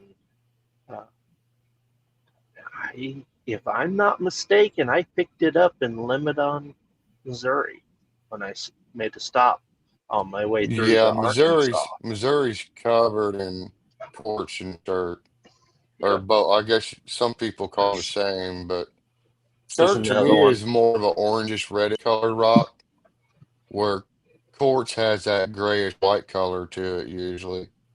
Yeah. You could use quartz. I actually have something I carry with me all the time. I carry jasper. Jasper works really well too. Yeah, Jasper's good. That's it. As long as the hardness is 7 above, right? And there's a lot of rocks, especially in Missouri and Arkansas. I mean, just about every rock you pick up, you hit it hard enough on a sharp edge, you're going to get a spark from it. You can hit 2 of them together. I mean, people catch their yards on fire mowing around here. You know what I mean? I'm not kidding. Yeah. Right, I haven't seen that 210? happen It's yet. happened. I can see it happening. Farmers brush hogging. Yep. Especially with metal Oh, on rock. it happens when they brush hog their fields. They hit a rock because just about every rock is quartz or chert or something, some Yep. sort of hard rock in Missouri. Yep. There is. But yeah, I was wanting to do a video on that, and you brought that up about, knowing that ability, or having that ability, knowing that technique of fire starting in case your big lighter runs out. You know what I mean? Like everyone Yeah. carries a lighter, but if you have a high carbon steel knife and your lighter goes out, you can still make a fire. You know what I mean? And you don't Right. have to have char cloth. There's a lot of different tenders out there you can use that will catch spark. You know what I Right. mean? But if Now, you don't know how to look for it, find it, then you're lost. You know what I'm saying? So I like those kind of videos. I did see Preparedness a videos, you know what I mean? video That's basically. the other day that actually intrigued me. A guy, he had basically done the cotton ball and Vaseline, but he broke it up, and then he had a rock that he had smaller pieces of, and he put it in the middle of an opening in that cotton, and then hit it with the back end of an axe, which I'm sure caused a spark, and it ignited it. So I've Wow. been trying to find out what kind of rock that actually was, unless it was maybe a quartz or it was a white rock. Probably quartz. Yeah. Sorry, folks. But to be able to strike that with the back Probably, end of yeah, an if it was axe, white. See, like black flint, true black flint isn't even in the United States. It comes from Europe. It comes from England and over in Europe. right? We have some flint. There is a darker flint up in the northern United States. I don't think it's really considered the same kind of flint, but it is black in color, right? There's a But I think it's what? Go ahead. I was gonna say in Fort Davis, Texas, they have that's where I did all my Boy Scout stuff, and they're everything they have there they call flint. I don't know if it is the mountains, but it's dark like what you're saying, and you can just hit metal against it or anything, it sparks really big. But that's almost all that's there is like I said, they call it flint. I don't know if it really is. Yeah, that's what they do. The same thing with chert. A lot of people call it all flint. Yeah. Yeah. Most people just call it all flint because it's the same thing. It's the same thing, really. Just a different mineral, right? Just a Yeah. different kind of rock. That's it. As long as the hardness is 7 and above, that's all that matters. That's like I said. I got a piece of And that's Jasper my actually boy what got for courts me. interpret to as 7. Yeah, I would like to find some Like good this piece right examples here. of quartz Is a good one. and I now found a what was bunch that on my called? homestead when did my last video. What is that again, I Colin? believe this one. This one is, I think, is flint. I actually got this from out of state. I collect it wherever I can find it because one of my main. I generally don't carry lighters with me when I go out because I use one of these. If you know what this is a Hudson Bay tobacco tin with a really good piece of flint and my steel striker. Yeah. So it's my preferred method of fire starting. More than Yeah. Custom made striker for me that it fits my hand. So That's cool. That's nice. Everywhere I go, I carry it in my little bag here, but Right on. every time I go anywhere, I carry some with me. I think I got even more in here. Nope, that's here's an even bigger piece. Carry so much char cloth and everything else, fat wood, you name it. Do you make your own char cloth? You should recognize that. Looks like it. Yeah. Altoids That's then. Altoids can. Altoid spin is a bushcrafter's friend. Yes, sir. And if you don't have like Yeah. 6 of these in your house, you don't like Altoids. Right. I think I have a bag of like You 20 of can them in use the truck. What? You can use any kind of can to make char cloth, though, Well, like a I soup know, but can or anything. my wife finished up a can of this stuff off, so I just took it from her. Started making my own char cloth. Well, it goes with the scenario of you need to build a fire, your lighter's not working or got wet, you're looking for a piece of shirt or this. flint, so you can Yeah. right. I You carry a don't have I no had a char dead lighter with it cloth for a reason. to just but you got a can that you had beanie weenies in. You could use that can Oh, to make you some char cloth if you had to. I actually did this once just because I couldn't. I mean, just because people say, "What if you lose your striker?" I did on the back of this knife once. Oh yeah. I've This even is- made char Yeah, cloth it's in always that. good to make sure your knife is carbon steel. Yeah. I've even made char cloth in a glass bottle with a before, like a jelly jar with a metal lid. Works too. Been a while since Ooh, I've done it with this one. So. that's a good idea. Yeah. Plus, you can use the glass jar for starting fires as well. I haven't done Yeah. that. I kind of cheat because my tobacco tin has one feature that I actually really like. Now, when you did the There glass you go. jar, Reflection. Yeah. I did carry you a put the Fresnel lens in glass? my pocket too. So Did you put that glass jar directly in the fire, or to the side of it, or? Yeah, well, kind of as close as close as you can get. I mean, if you get it directly in, it's going to crack and melt. But yeah, you got to get it close. That's Just what I was thinking. like you can boil water in a paper cup too. So I mean, a girl at Yeah. one of the restaurant fairs I Or went to, styrofoam. out on her side, she caught her dress on fire Styrofoam too. by accident yeah, using a plastic Yeah. water bottle. yeah.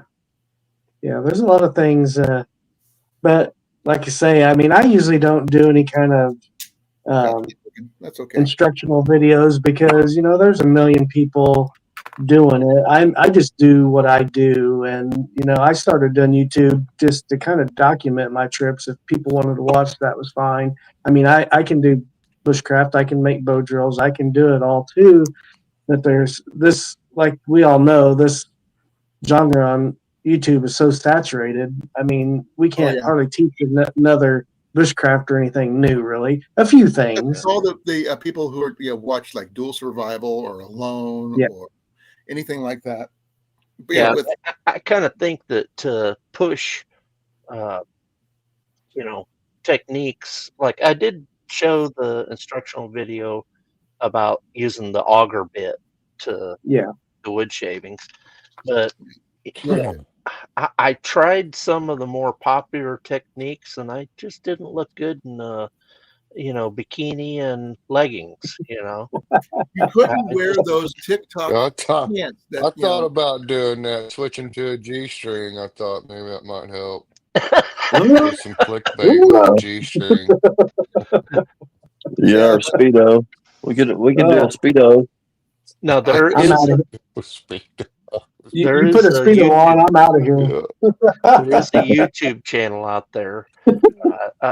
I'm not sure where the guy's from. I think he's over in the UK somewhere, but I think his channel is Bushcraft Bullshit. Pardon my French there, but I've watched that guy. he is He likes to makes fun debunk of them for bushcraft doing that. stuff. Yeah. yeah, he is Yeah. good at calling them out for what it is.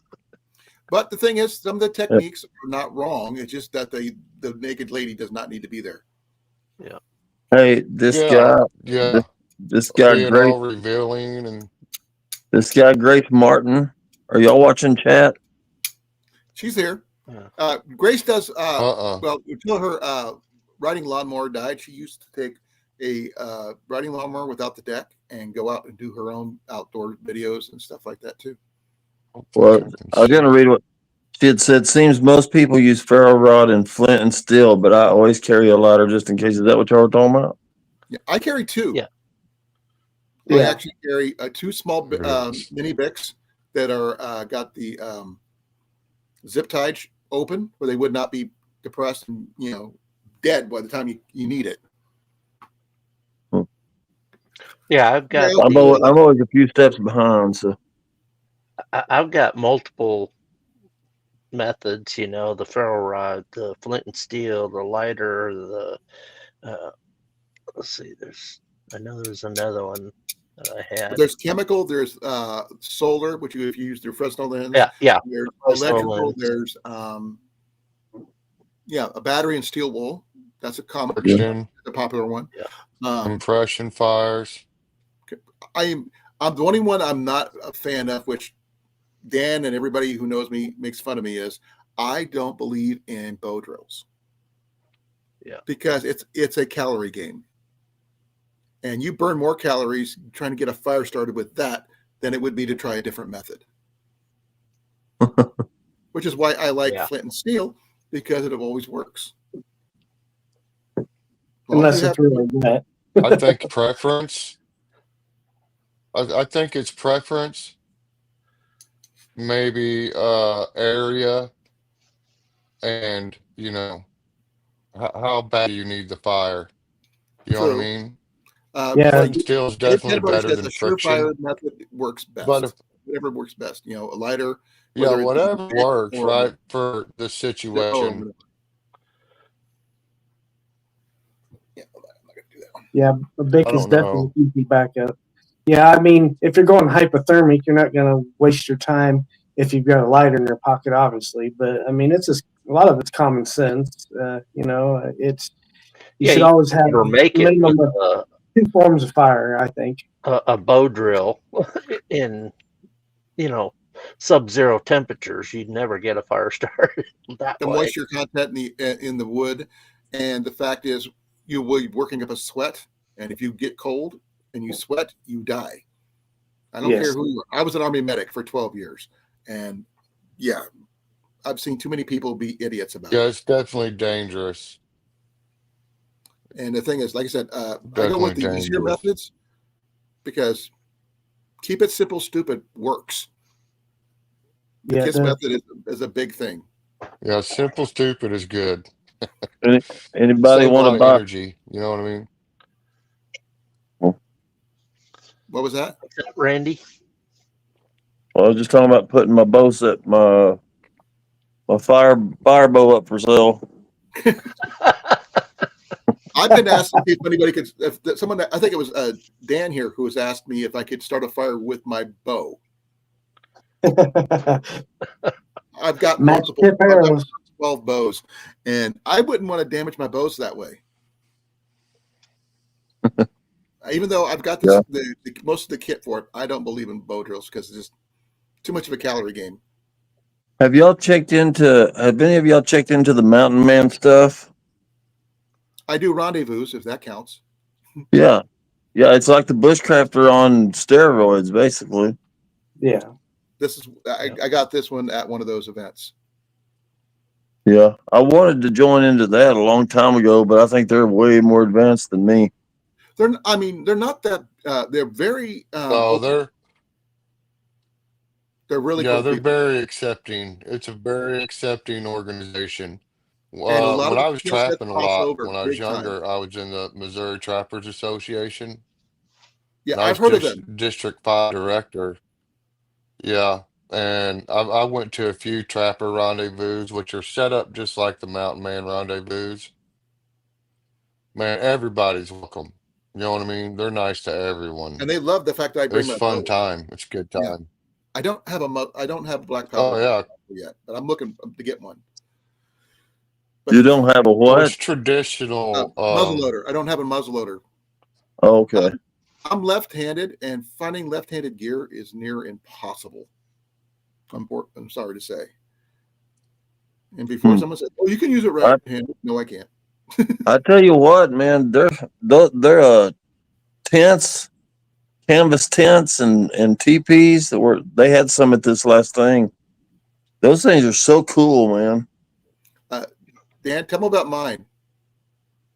Oh. I have a 12-foot round pavilion I had a full-on rope bed and everything. It almost looked like that is awesome. A small size circus and tent for over 30 years. So I try anything that allows me to keep my bow, I will do. So everything, this all allows me to do the same thing. And I got into the backpacking bushcraft stuff kind of late, back in 2015 when I first had my heart attack, my stent put in. But the skills I've always known, I just have never actually put them on, Yeah. video. You talk about a circus tent. Have you seen the Pomale's Circle 6 tent? That's what I was staying in. That's what we were doing our lives in. But if you see Yeah. that thing looking up, it looks like a big circus tent. Is that the one with the spokes or no? No. I don't know. Wagon wheel on if you look up. Oh yeah, this looks similar. It's got an iron loop. It's the same. Mine's probably about the same size. It's a 12-foot round, and Yeah. And the thing is, it's bigger on the inside. It seems like. Okay. My wife calls it a Doctor Who reference. She calls it a TARDIS tent because you don't realize how big it is. Until you get inside it. I kept expecting Colin to come out of the tent and step off on a little box of wood, going, "Step right up to the big show." Hey, Jenny had that giant freaking frying pan I found, and she made really big frying pan this big. I found on the curb. Someone threw it away. Oh wow. Y'all don't.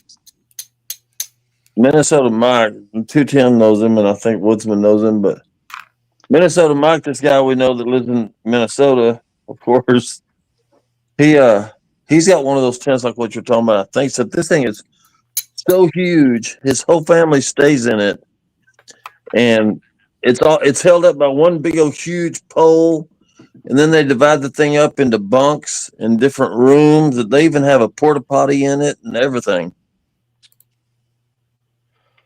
Yeah, there's a guy that I just recently started watching.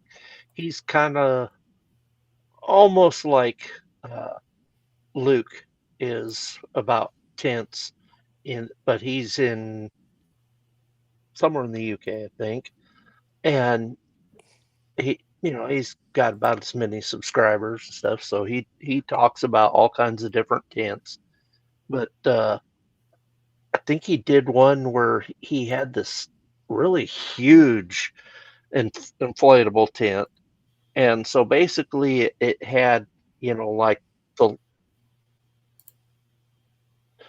long regular style. Yeah, there's this. Oh yeah. Hey, it works. Yeah. Yeah. Looks like one of them like Renaissance tents, right? Like It is. Yes. Yeah, that's what it is. I'm a member of a medieval reenactment group on top of everything else I do. Yeah, And that's pretty I've been doing cool. that That's a for cool over 20 looking years, tent, too. man. I like it. It's a beautiful tent. I mean, it's awesome. You could put a loft in that thing. Yeah. It doesn't have. It's just a single center Bunk pole. beds. It can fit bunk beds.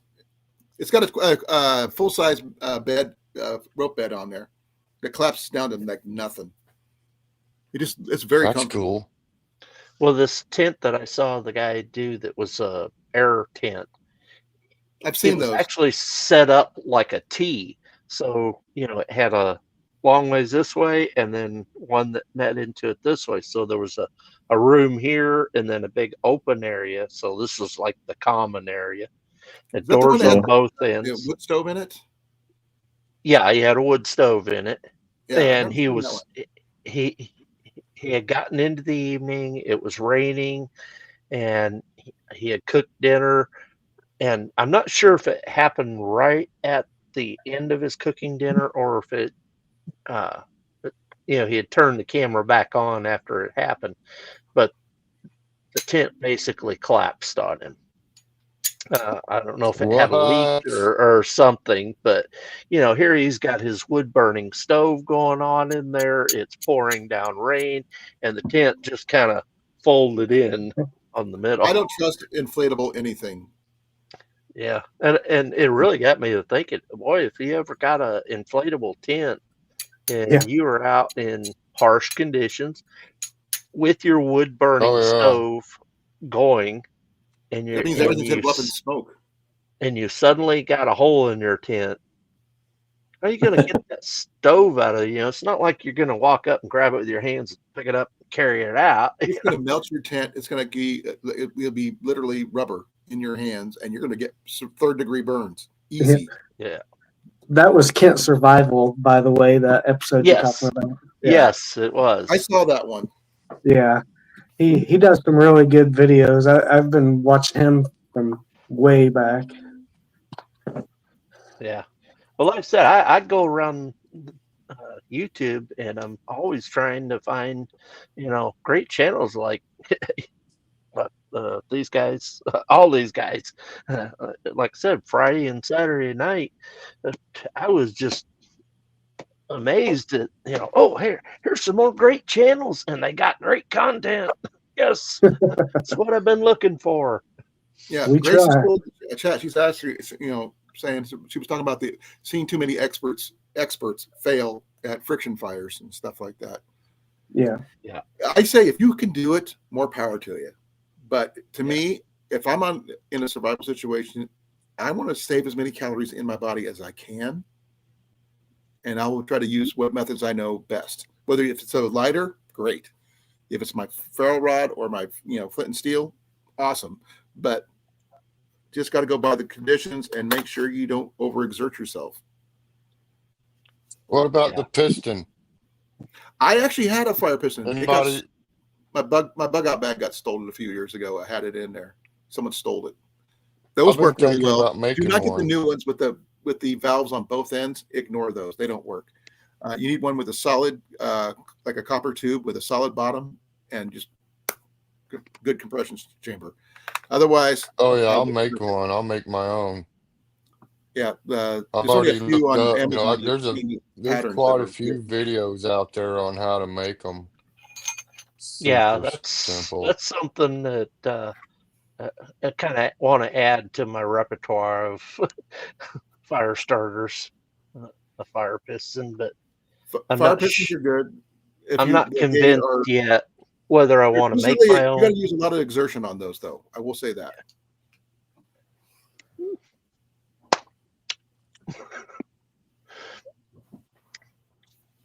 What do they do with that?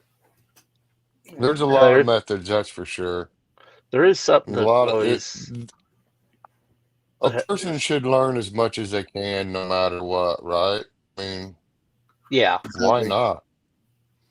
and that's one of the things that in my channel, it's kind of transitioned. Like I said, it was basically supposed to be hunting and fishing, and once I got kind of introduced to the bushcrafting, camp crafting, outdoors world, survival world, it was like, ooh, I like this stuff.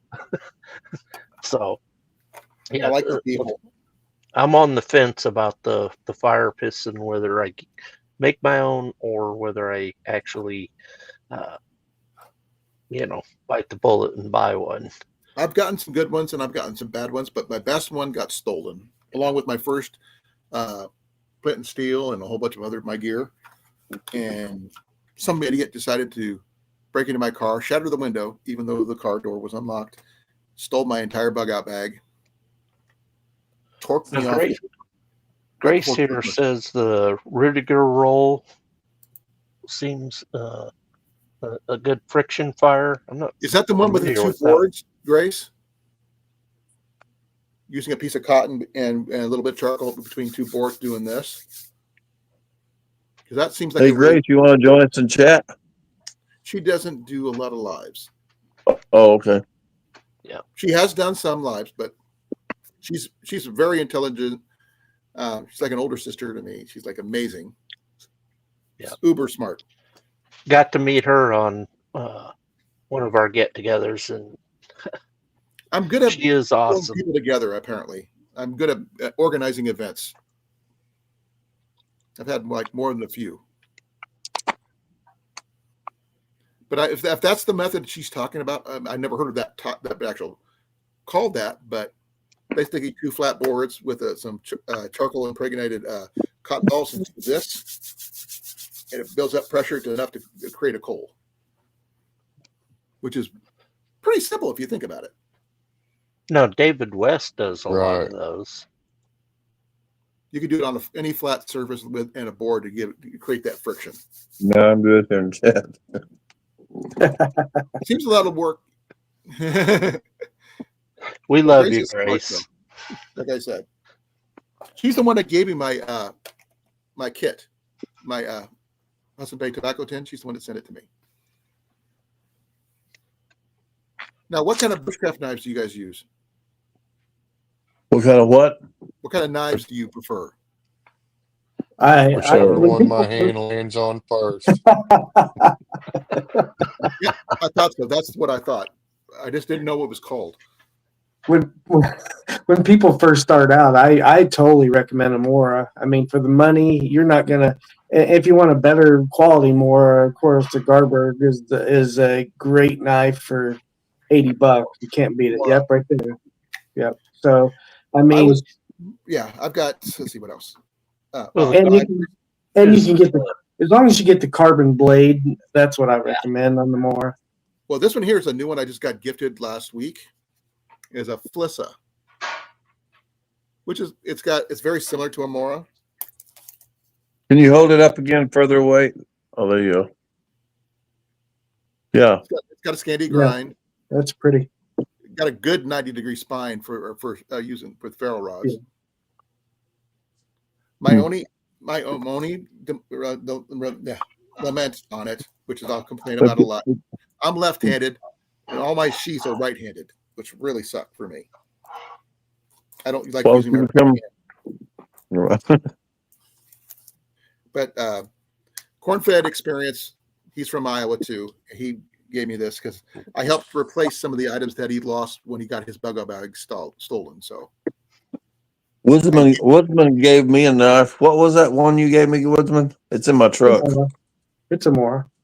It's a more Oh, it's a more knife, or if you don't know how to say it, a more nib. I call it more Kniv. I that's started what it looks saying like. more Kniv when I first seen him. I'm like, how do you say that word? You know what I mean? More I Kniv. can't remember what I called it. Then one day I was like, oh, that's a knife. I've got one of their old More knife. Light My Fire versions. Mm. I'm not sure if you guys have seen those, but they got the newer I Companion don't know. Sparks is what they got now, which has got the little built-in ferro rods and stuff. Yeah.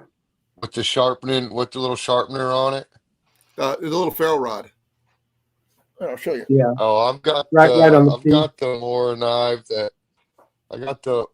knife that has the ferro rod, and then it has the little stainless steel sharpener. But I don't have the stainless steel sharpener no more. It fell off when we was camping. This Me is the and Light My 210 Fire. was camping. If I can get that up there. Yeah. Yeah. Oh yeah, the ferro rod's in the handle. Yep. Yeah. That's nifty. And two, kind of what Matt said is whatever knife that you have, but and you have to use it. You have to get used to it and hone your skills continually. I mean, no matter what you use. I mean, if you got to continue to use it, or you're going to lose it. I mean, you got to get comfortable. You can't just buy a bunch of new gear, go out in the woods, and expect to do bushcraft. You can't do it. I mean, No. Look at Luke's channel. Yeah, I've got a lot of knives.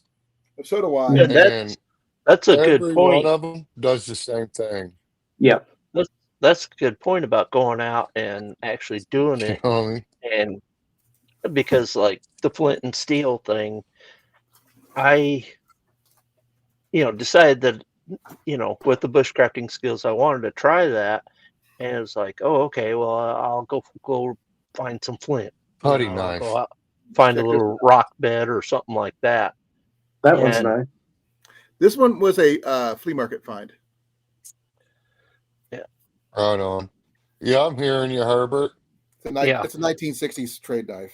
So I wanted to try the flint and steel, but I couldn't find any, and I thought, well, okay, Illinois claims that it has flint in the southernmost part of the state, and it's a one single county. And I'm in Central, and it's like I didn't want to travel all that distance just to, I'd be better off just ordering some online, saving Do you gas at? money. You should. The closer you get to St. Louis, you should find some. Yeah. Well, You shouldn't have to go real far south. I had a trip that I was going to in Arkansas, in Northwest Arkansas, and I knew they had some around there, so I thought while I'm there, I'll look around, see if I can find some. And I found some. It wasn't the greatest. It had a lot of sandstone mixed in with it. And Yeah. then when I came back to Illinois and went to one of the local parks here, it's got a pond for fishing. You can take kayaks on it, such. It's got a walking trail around it, and I looked down, and I was like, that looks like chert. So I immediately grabbed some up, went back to the truck, grabbed my steel, and just The fact that you here found some Right good on. size pieces was what surprised me more than anything. You finding any, because I can't Yeah. never find them in I know. usable sizes. And then when we went over to the meetup over in Iowa with Colin there, I got chunks the size of basketballs at my homestead. of Can chert I or send you some money flint. to have you send me Yeah. some? Quartz and chert, yeah, big old No, chunks I don't need any of it quartz. I just got plenty laying of that. I just everywhere. need chert or flint, Yeah. something like that, because I can't find it here. Yeah, quartz might not be that bad because, like I said, I'm not sure exactly Well, what I'm looking for in the quartz. Quartz actually stands for 7. That's what the word means is 7, and it's basically chert. Quartz chert. It's basically the same thing. You know what I mean? Yeah, we have one of the things I we have have. both though. I got the big pieces of orange chert or white chert, and the big pieces of quartz with some quartz with crystal in it, but most of it's just good napping quartz. You know what I'm talking about? Yeah. Real good napping So quartz. Grace said, I learned on my first primitive camping trip that watching videos does not make you capable. Amen to that. Practice. That's So, Practice. a Yeah, like I you word have to said, go I out and do it. word situation. I'm You trying go out out and do it, all. even if it's on your front porch or in your garage or in your yard. As long as you're out practicing, trying to do it. Yeah, Yeah, watching videos just sends you in that direction. That's all that does. which But that's like I said, when I'm out camping, I try a lot of these techniques just to uh, not only show myself, how to do it that I caught on while watching the video, but what it really takes to do it. So like I said, I struggled to Right. find it, and then you know after doing the where I found some in Arkansas, then I came back here and found it in the jogging trail, then I found it over in Iowa, and then I found it at the campground that I go to. Yeah, he spent an hour scrolling through all the Here's a piece. the gravel at the campsites. This is a piece I got from my homestead right here. That's cool. You know what I mean? But I think, is this what you're calling chert? No, chert and flint are two different things. Can you make him big? Because I can't see him. Yeah, I know. I said, is it chert? Is this what you're calling chert? It's too small. I can't. You could switch him with you, Dan. he's Click on him and pull him over to where you're at. There you go. Yeah, that's pretty similar to what I have. But flint has a more of a glossy texture to it than chert does. Yeah, this is dirty. This is dirty. No, Like, but the look, let me rock see. itself, when you split, it's got a See that little glossy piece look. that got broke off? Yeah, you see that little piece that broke It's off? probably chert, most likely. It's a lot cleaner. That's like chert. That's what I was saying. Is this what you're calling chert? That's chert. Yeah, Because that looks anyway, like chert. I got this kind of stuff all over the place. It's all Yeah, I over almost got in chert. I Missouri. got plenty of that. 210's probably got some in his yard. Yeah. Oh yeah. Give me a second here. It's everywhere, man. Yeah, I There's don't like being big like that. there's several big rocks in our fire Doesn't pit hurt my fish. on my campground out here in my land. There's several big rocks around our fire pit. Yeah, that's kind of the style that I've been finding around here. Now I don't know where. Actually, these two came Indiana, from you Lebanon, might have some Missouri. better places there too. Hey, this says, Matt, are you saying hardness of 7? In geology, they classify rocks using Mohs scale of hardness. Right. A Mohs scale of hardness of 7. Yeah. Parts of 7. That's what I'm talking about.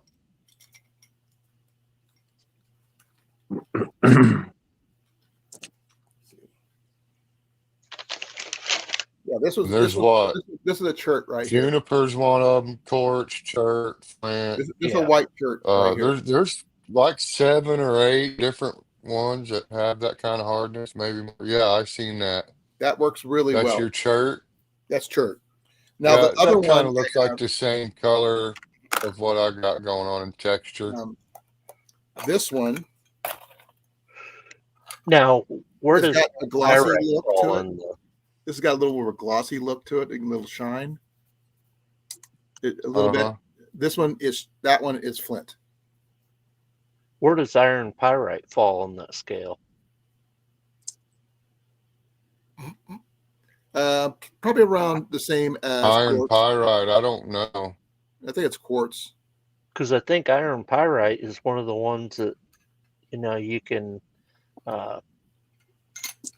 do like a flint or chert and iron pyrite and get a spark. It'll strike. So I don't know if it's still a hardness of 7 or better, or you could do pyrite. It's just about a practice. Just taking your striker with you and just do I a don't walk. know. And Somebody just Google it. See what works. See what doesn't. Sometimes you'll get lucky. Sometimes you won't. If it powders, it's not hard enough. When I'm backpacking, I always practice and take a look at my feet, where my, so what kind of rocks are around me, because my pieces might not last forever, but at least I will keep looking for some more that'll keep me going. It's a 6 to 6.5. That almost works. Right on the edge. Yeah. It depends So if you on hit your it hard striker. enough. It depends on your steel striker, though. If it's got a sharp edge, it might work. Who knows? Which is, is basically the fool's gold, right? Yep. Yeah. So when I was a kid, I went on a trip it was a school trip out to Colorado, and we went to an old silver mine, and we actually did find a big chunk of silver. Okay, what color was it?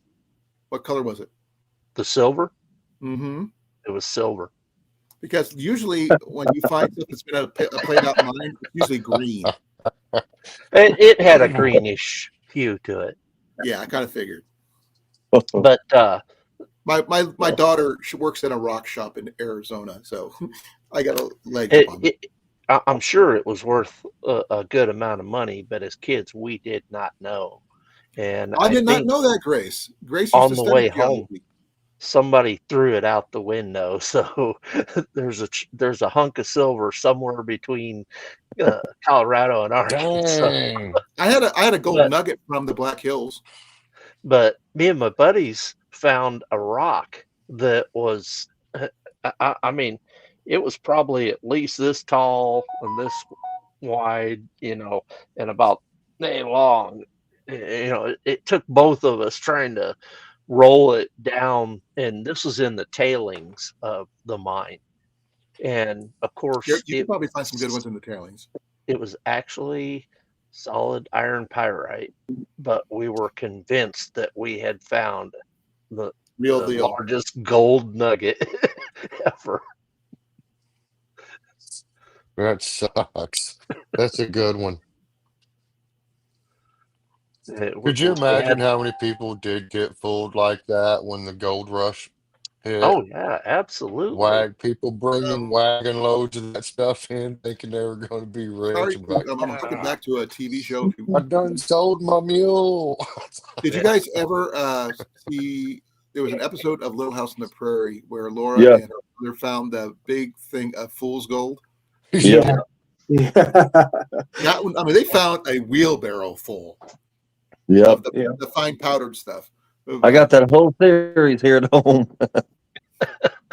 So we are alike on that matter. So yeah, my boy loves the books. But, Yeah.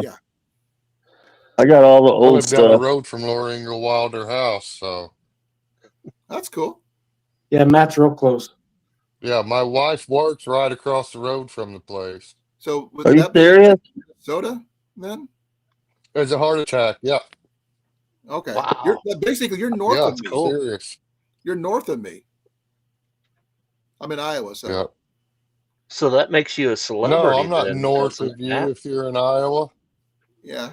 I'm in Missouri. Oh, I thought you said okay. You're Laura Ingalls Wilder, the writer, Mm. which she's south.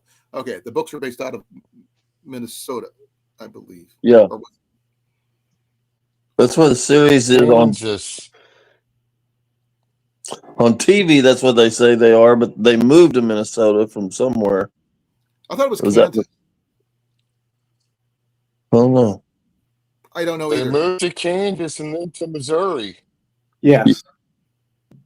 We got them I'm backwards. saying, I'm saying on the show they moved to Minnesota. Yeah, they did eventually. Yeah. Someone Cold built up a there replica for of, of the house from Little House on the Prairie, and they modernized it with a couple upgrades, which included a bathroom. But it looks exactly like the house on the show. I've always wanted to build Right that. on.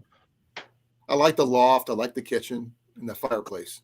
Matt, can you go in it or can you just Yes, Is it a museum or not? yes. okay. Because the only Yes, place you we can go have through our here, we house. got like It's- John Wayne's It's house. like a museum. I need to go see that. You Yeah, know, here in And it's got a Branson, gift shop. here Yeah, in we went there. Branson, Yeah. We went there in Here in grade Branson. school. Okay. Sorry. here in Branson, they have the College of the Ozarks. Yep. And they have the Hillbillies original car here, Beverly Hillbillies car Really? that Yep. you can go in and look at. There's They one got thing all we kinds of cool stuff down in Branson.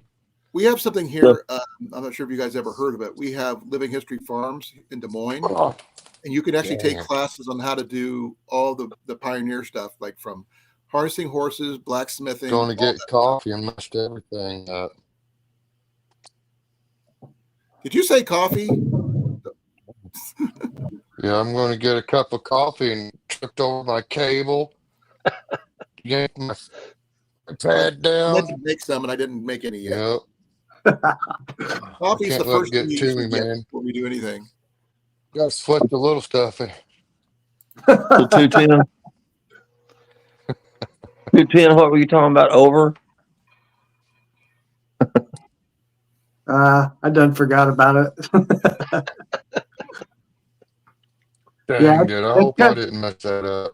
That's hard to do with this many people in to That's take what we turns got to say, over. Going military on me, are you?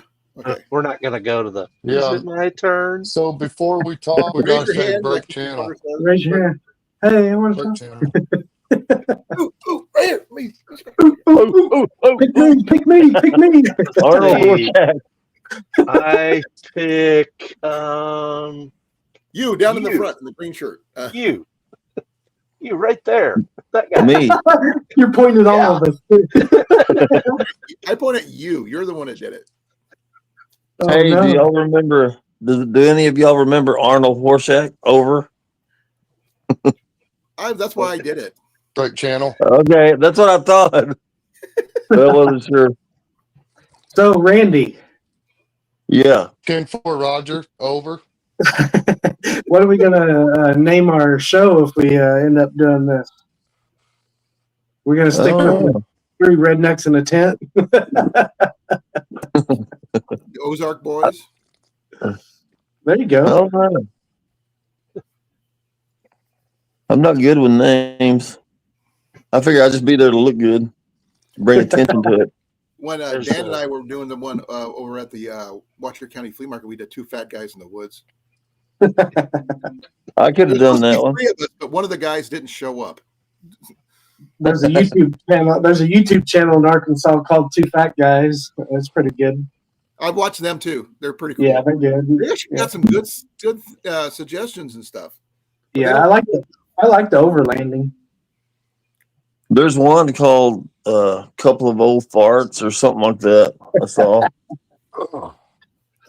There was a on the Weather Channel with what was his name? It was Fat Guys in the Woods was the name of the show. Teaching heavy set guys to go out in the woods and learn how to do bushcraft and survival and stuff like that. It didn't last very long, but it was a pretty cool show. I'm not sure What if you was guys. the two Canadian Saturday Night Live guys? Doug McKenzie Yeah, the McKenzie guys. brothers. Yeah, They're they're the brothers. one that did Strange Brew and things like that. Yeah, Yeah. that's Rick Moranis and Doug something or other. I don't know what his last name was. Hey, question: does this chat here count in your YouTube as a live? It does for him. Yeah, Yes. the longer it is, it gives him hours. Yeah, I was reading on it last Right night. You on. can go up to 12 hours, but I didn't know like if you just had all these people on there doing it that way, if it still was the same or not. Well, I noticed you got plenty of subscribers. You just need the hours, or are you monetized? Yeah, I need hours. I should be really close. It should update soon. I will do something for you. I'll go through and run your entire playlist. Not everybody, but a few people's doing that for me. I appreciate it. Yeah, Not a yeah, problem. I got time. Trust me, I got time. yeah. You should see quite a bit. I let yours run. I've run all yours. Well, I did learn last I run it night. on two accounts. I was looking it up last night, and your lives do count. And I talked to Lower Michigan again, and he said you can get views way, way faster just doing lives all the time rather than putting out videos. That's what I did. That's what I did. But Jason is going. And you pick up the right kind of people. You pick up people that want to watch long content. See mean? those. Pest Hunter does chart a lot here, of shorts. He's the got a peaks ton are of the shorts. live streams. Do what? Those peaks are the live streams. Okay. Of yours? Yes. Okay. And that's Like this one here? it's not this one because it hasn't refreshed. No, this one has No. put on there. No, but I mean the same style. Like this. Yes, absolutely. Yes, Okay. like this. Yeah. So if I look at that, and that's showing a 28-day thing, and I'm going to bump it up to a 365-day thing. Uh-huh. Let's see. No, let's switch back. Damn it. This is using the YouTube studio on the cell phone there, but you can see that's over a 365 day, and I've got 767. So just recently I've started doing Sunday nights, so I've done 2 prior to this one, so this will be my 3rd one. And that's the 2 that we're seeing. I was sitting at probably just a little over 700, maybe about 715. And then I started doing these, and that's just what I've jumped up in a matter of 2 weeks. Huh. Yeah, I thought about doing 2 lives a week for a while. My lives don't usually go that great though. About 5 people maybe. I go two lives a week. I do Tuesdays and Thursdays. And I think it's going to change for you. No, I hope so. Well, how long do you guys run your lives? Because I watch Randy's and he goes for about an hour. 2 and 3 hours, I mean. from 7 to 10 And what Central what Time. about you, Herbert? Usually about 7 to 10. Sometimes it goes longer, but a lot of it depends on, do you really have an audience? If you just have one other person in there and they're strictly in the chat and they're not saying anything, then you might as well just make a regular video as opposed to doing a live stream. You get a lot of lurkers. If you get lurkers, it's great that they're there, but they don't interact. They need to be interacting with the video itself, the live itself. Whether it's chat, actually asking questions, being active there, or being up here on panel. And there's times I pulled a 6-hour or 7-hour live once just because I just kept going. And I was reading last night. They said that this guy was saying that the limit is 12. After 12, the hours don't count anymore. You can only have up to 12 in each live. I think that is. Yeah, but all you have to do something. is end it and restart it, and Yeah. boom, you're off and running. You could do part 2 Yeah. and You restart it. guys know Matt Brown from Alaskan Bush People? Yeah. he does lives. Matt Brown. Yeah, I know. I I mean, watch I know who him. that I've been watching him since he started. Yes, he does lives, and he'll do them for like that. He's He the does oldest Music one, right? Madness. He's the oldest one, right? Yeah, he's the oldest one. He's super Yeah, okay. cool. Yeah, he does a live call in on his Music Madness and his live chats. You can call him. I like his brother Noah better. Talk to. He's really cool. I like Really Noah cool better. guy, man. Sorry, but Noah's cooler. But that's me. Right. Well, I relate more with Matt, but anyways, like on a personal level. But he does that, right? He'll run his for hours, and like on New Year's Eve, he'll run it for 12 hours, and then at New Year's Eve or right before New Year's Eve, he'll end it and start a new one, so that he can catch New Year's and then run it for another 12 hours. You know what I I mean? could never be on that long. I could never do it. And he went from, I mean, in 1 year though, from him doing it like that and doing the live Music Madness thing he does, I think he's over 60,000 subs now, and like this time last year, he wasn't even 1,000. How do you do music without getting dinged? I mean, I tried doing Blew everything. I up. get dinged all the time. Like the longer you do it, I think the better it is. Do what? I get dinged a lot when I try to do stuff like that. I don't get strikes or anything, but Oh no, he does it. Oh, I read he that. has the YouTube beta for the music. He uses YouTube okay. music.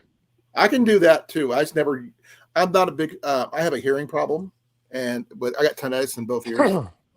I can't really do a lot of music because it hurts. But I don't know if it's hear people too, so that's a big thing too.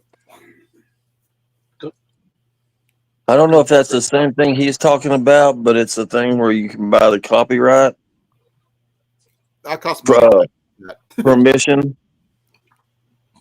I mean, I think it's a one-time fee though, isn't it? And then you can play any song. How much it costs.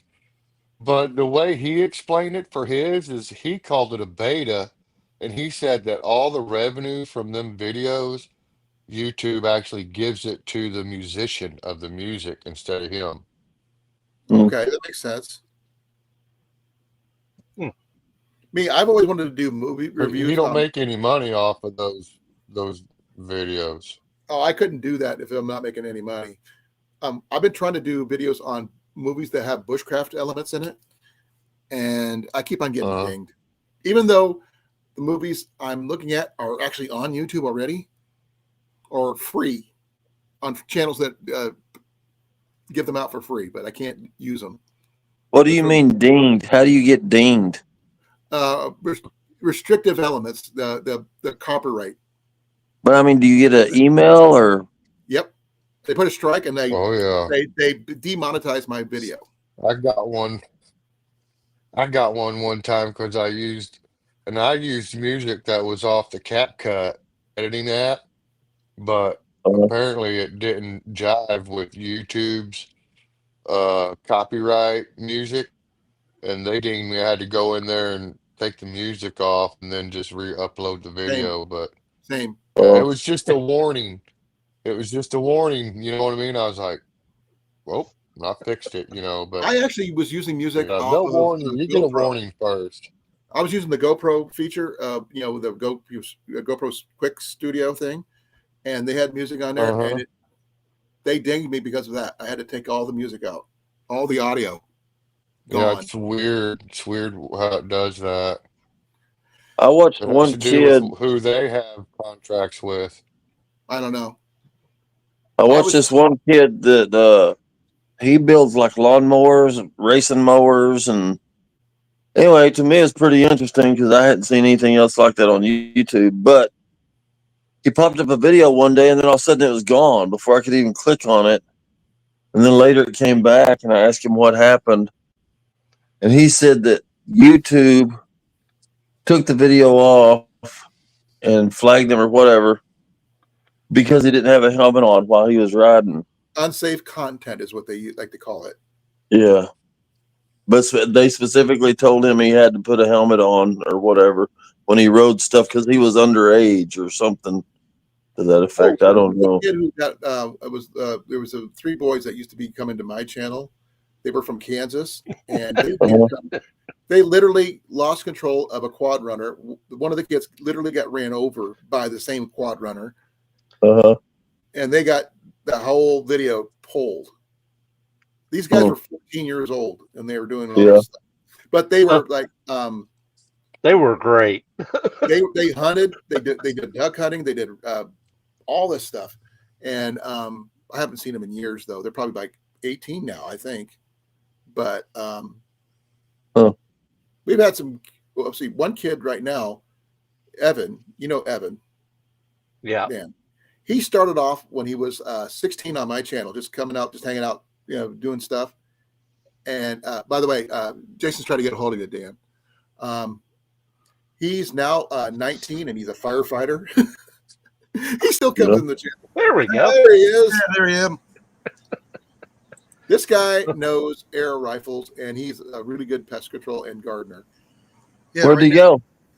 Right now, He look doesn't at like your showing face. his face on the picture. He doesn't like showing his pretty face.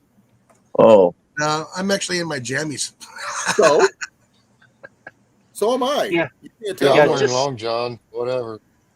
Just so you know, guys, you can actually, temper or turn off your camera if you want to.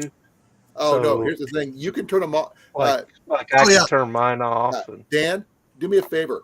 Click on Jason's camera for a second. You click on it. no, I'm not going to do that to it. You can turn his camera. There you back. go, Randy. Randy's got the idea. No, click No, on I his heard a camera. lighter striking. He's got his camera shut off. You can for a adjust. reason. You can control all the cameras on Talk Studio. oh, Hey, Yeah, I'm I gonna was do this. messing don't be so I think controlling. it was Jason the other day when I found out that I could do that. Yeah. Cameras and mics.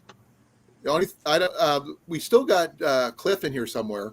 I don't know where he's at, but Cliff is a How do you- from Albuquerque. Whoa. This guy can grow stuff in a rock if he had to. This guy's that good, and has one hell of a Italian seasoning mix that he makes. There you guys go. I posted Hey, it. what did you just Hello. video for? What? He shut my video down. I just saw it. Oh, he demonetized you. He can't. I'm the only one of our friend group that's actually He was monetized. just showing us how it works. He Yep. was just showing us how it works. One I of was these- just paying him back. He did me the other day. He turned my camera on. Oh, payback, even better. Oh, turned it on. Turn it Huh? off, What if I you're turned it back sticking my on. nose? That ain't cool. I could go The thing is, worse. it's weird. You can't do that on StreamYard though. You can't do that on StreamYard. You can just do. I can do this. Try to say something, Colin. I did.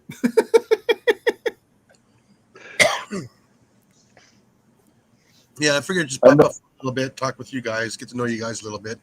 But if you guys want to hop on over on Wednesday nights, I go up at 7 p.m. Central.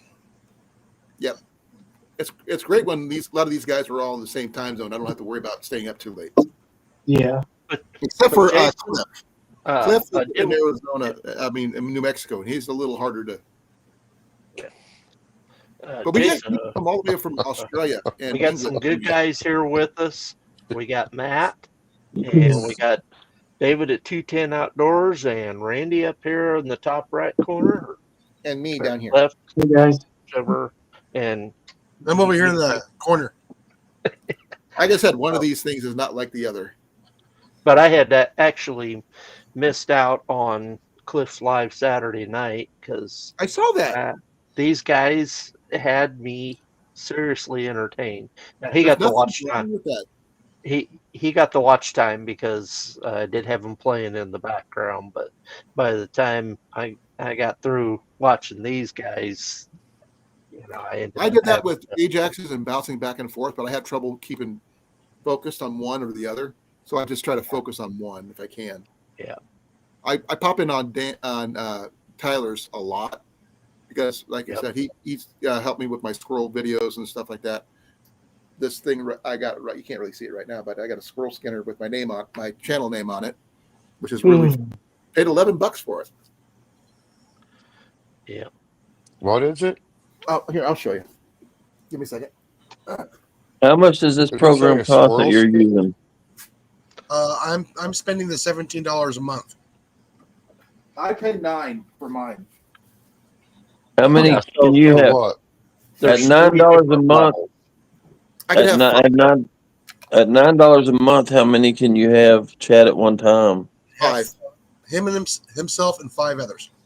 This is my squirrel's. You put your squirrel's head in here, their feet in here, hanging it from a tree, and you can help, process them faster. You can use them for rabbits too.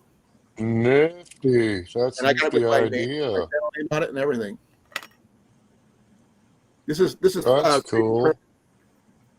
So yeah, It's what? 3D printed. Oh, that's neat. Yeah, I added. Did you I make added that, or was that? But That was actually a Did guy, someone make that for friend you? of Tyler's, right? yeah, a friend Yeah, of that's Tyler's. Angel. I think his name is Angel, I believe. Yeah, his name is Angel. And Red Corn Outdoors. Yeah, what was it again? Red Corn Outdoors. Red Corn Outdoors.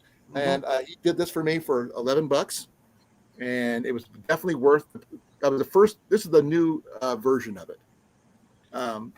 But I had, like I said, I added the carabiner so I could strap it to a tree. Because my boy got a squirrel the week that I ordered this, and I had to, because I have a knee injury, I had to do it standing on one leg, trying to do everything one-handed, my balance, and still process a squirrel. It sucked. Right on. That's a pretty nifty little deal Hey, right Gary, there. how you doing? Yeah. So if you, wow, I haven't seen him in a while. That's Belt Loop. Yep. Yeah, that's just like Gary. Yeah, Gary. Good to see you. Gary's cool. And like I said, this thing here, you can use it for rabbits and squirrels. I'm a firm believer in hunting for small game over large game in a survival situation, because everybody and their grandmother is going after deer. I'm going after the little things that people don't just pretty much can't catch up to. And I generally use my bows, not. And I ladies have a and 22. gentlemen, here's another shameless sponsor. My mug's a little different. Mine's like this. I sponsor Here's my myself. sponsor. Yeah, A sponsor. so far Don't my make me go best make is coffee. That's not good. I Hey, need to Colin. make some coffee. Colin, let Ian Order know. that cup. Hold on. What was that? Yeah, let Ian know. My best so far is 3 squirrels in about 35 seconds. Really? Yeah. He got headshots on his, but he wasn't used to. He's never really hunted squirrels before he got this one. He's done rabbits on the run with a 22 air rifle, but he was using my 22 Marlin. Hey, Colin, look at the color of that cup. Mine's tan. No. Ozark Woodsman's. It's Where's it at? totally orange, man. It's Favorite pumpkin. orange. I'm going to put coffee in it. I'll be right back. I'm going to make me some coffee. Yeah, I'm on my There. last little bit here. Be right back. Oh Yes, man, baby. I need some coffee. Probably on the second pot.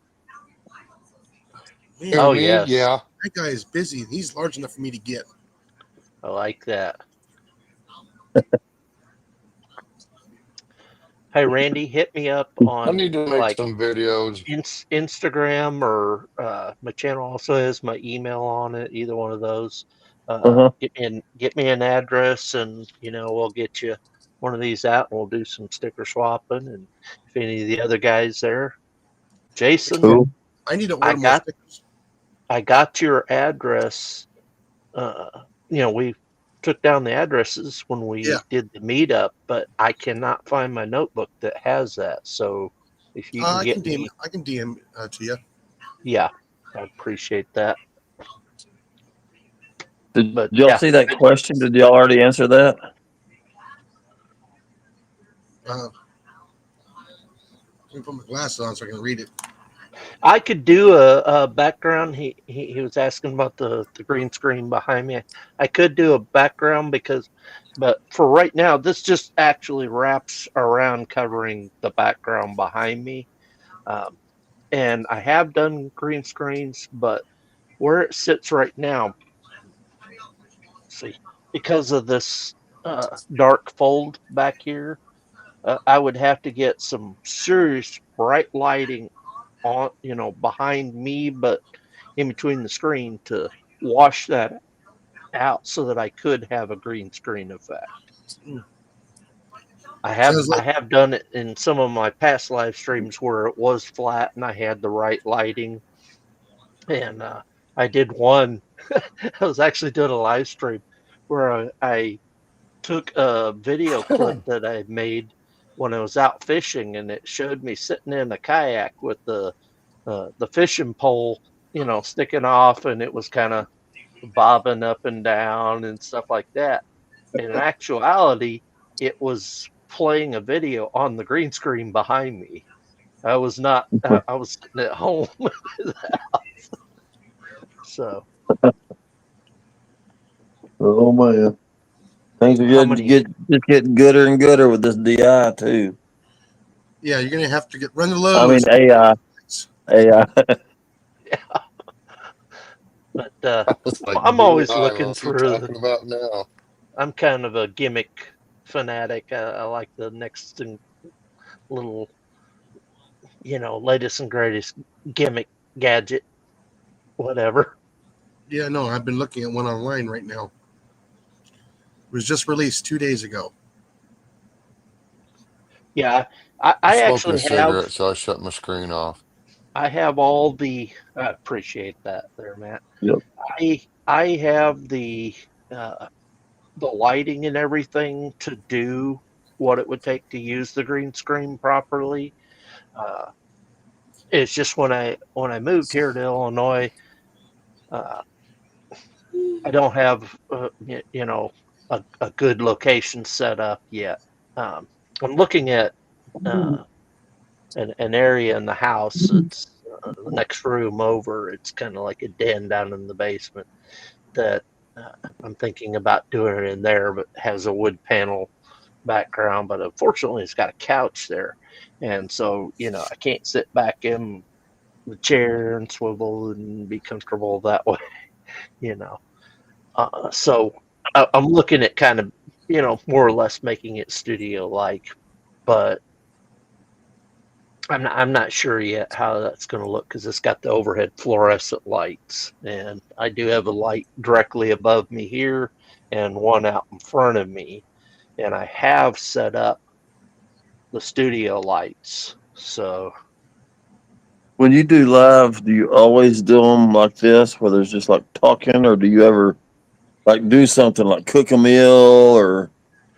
I've done cooking. not I've done some actually, and I don't know if it was actually, I think it was Colin did a live stream, but I was actually kind of more or less the presenter. I had him do it for me, where I was doing different kinds of fire starters. I had Okay.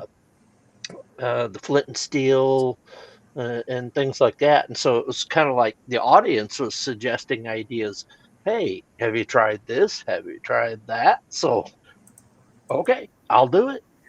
Yeah, Yeah, that's cool. I bet that was pretty good. yeah.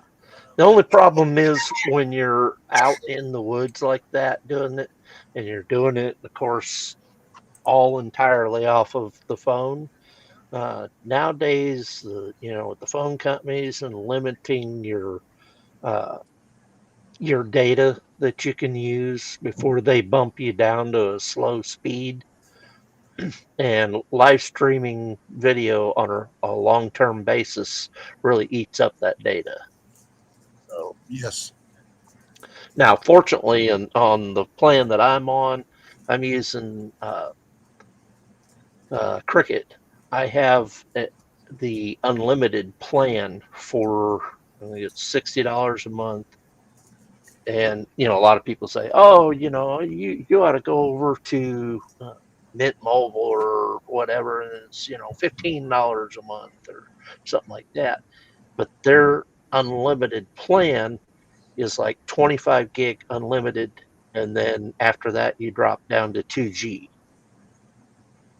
I'm on a grandfathered plan that I get unlimited, true unlimited, so I don't have to That's worry what about I'm that. supposed to have, according to AT&T. That's what they say I have. You read But the I'm paying fine for it. print. I'm paying about $90 a month for one phone. Yeah, the ones AT&T, T-Mobile, Verizon, Sprint, all those, you're paying ridiculous prices, and if you look at the fine print, you are limited to, whether it's like some of them are 15, some of them are, up to 25. But like I said, when I got the Cricket, that was explicitly why I got it, was to get true unlimited. And they do This like one, to tell. Oh, when go I ahead. got this one, I went round and round with them for. It took 3 days. That's what I kept asking them. I says, "Is this really and truly unlimited, or am I going to slow down?" No, you'll never get slowed down. You'll never get slowed down Get throttled all the on time. this plan. And I ended up getting slowed down at one time, I think, and I called them about it.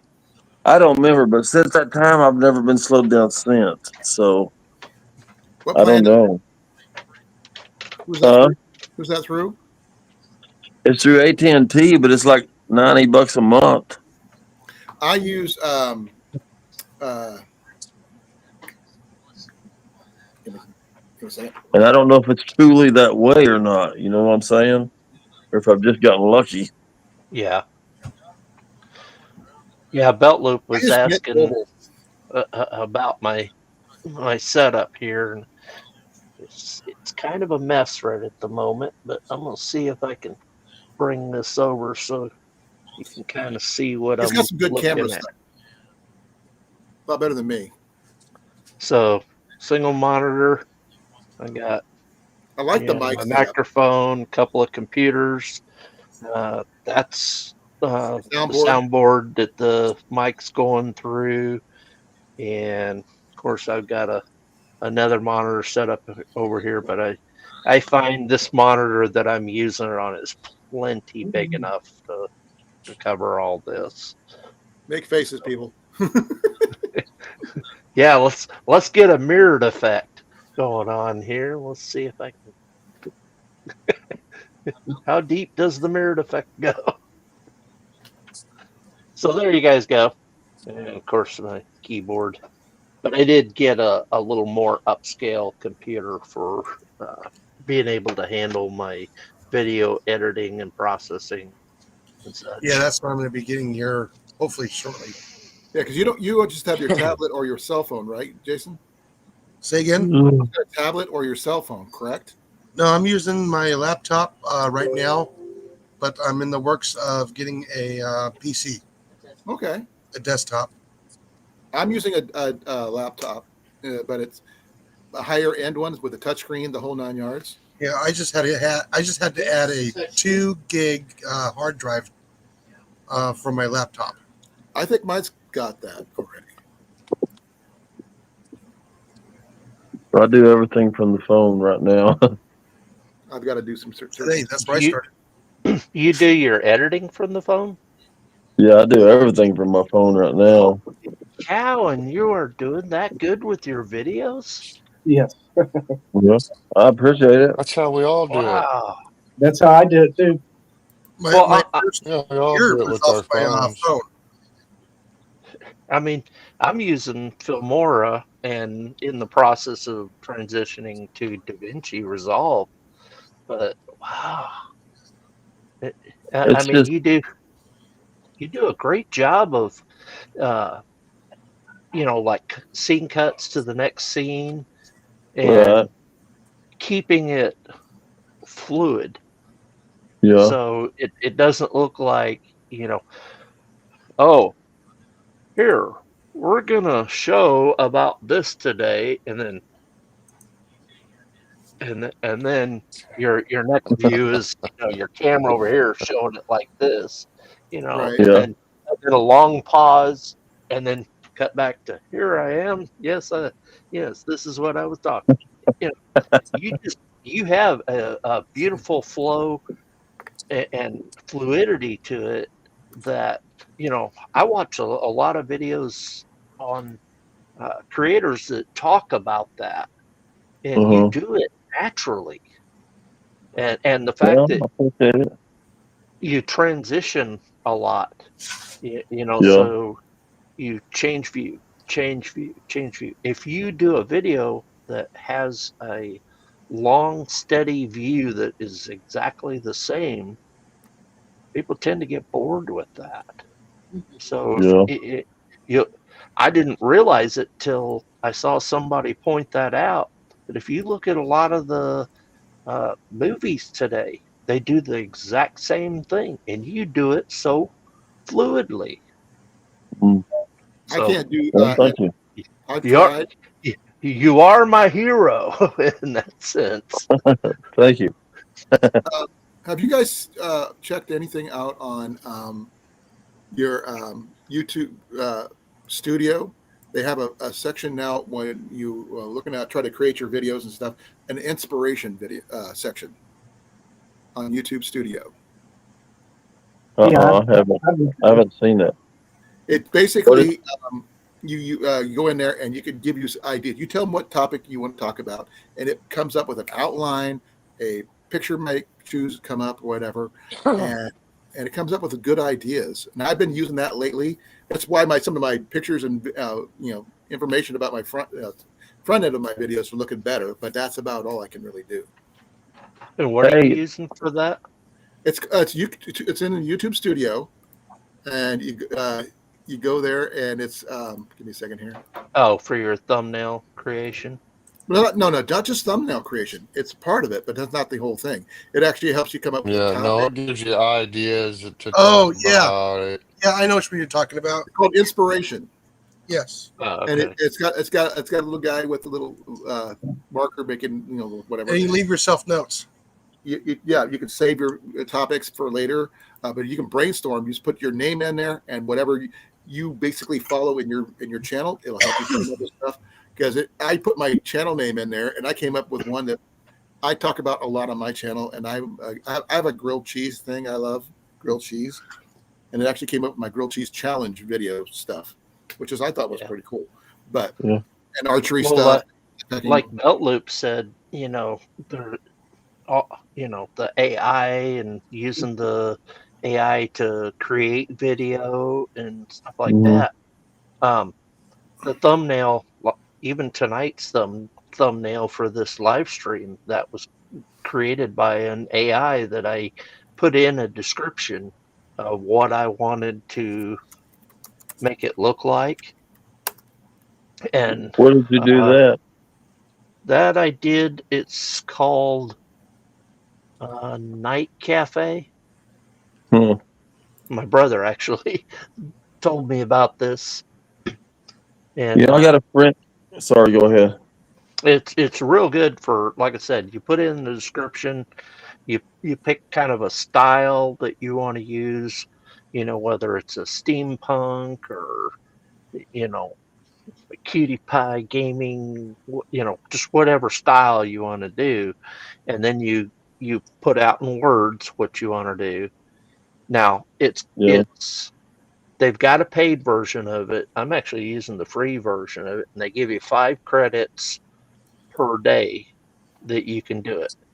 And it takes 4.5 credits to from if you give it a description and you want 9 uh, sample pictures for it to create, and you can download these and you can use them.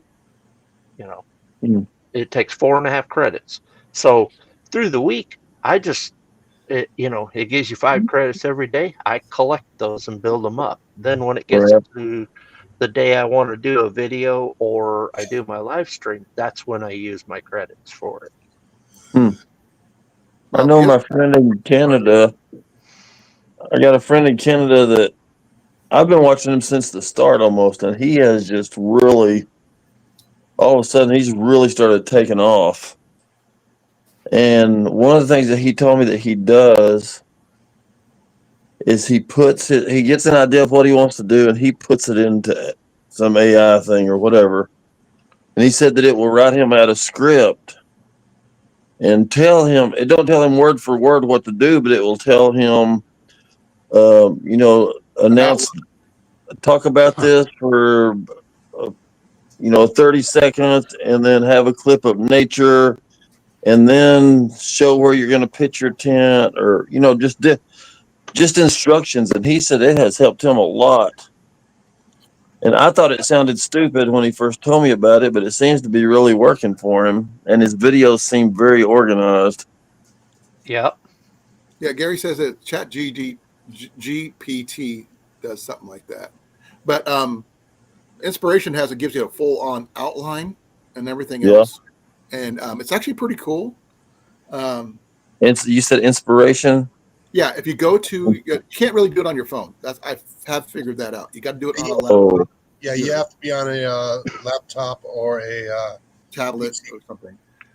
But it'll go through when you go through your content. It'll say, you go to your content. It'll say videos, shorts, whatever on your channel content. Inspiration will be on the far left. You type in whatever you want on your you were interested in talking about, whatever, and it'll come up with different ideas for you. Yeah. kind of like what I just talked about. Right. And the thing is, it's Yeah. free. It's already on YouTube. And I'm not I sure if need it's to, free for everybody, or is it just because I'm monetized or not. But There's I got it. there's a sample of ChatGPT that I used tonight. So I said suggest some questions to the audience about what kind of camping videos you would like to see, and it put them out, laid out the questions and everything for me. Really. And you let me can get fine tune it. I'm going to get a pen. And let me see if I can get it to do this. well, when you get a chance, I want to show what I've got. Yeah. Hang on a minute. Don't leave me. I'm trying to find a pen. Yeah.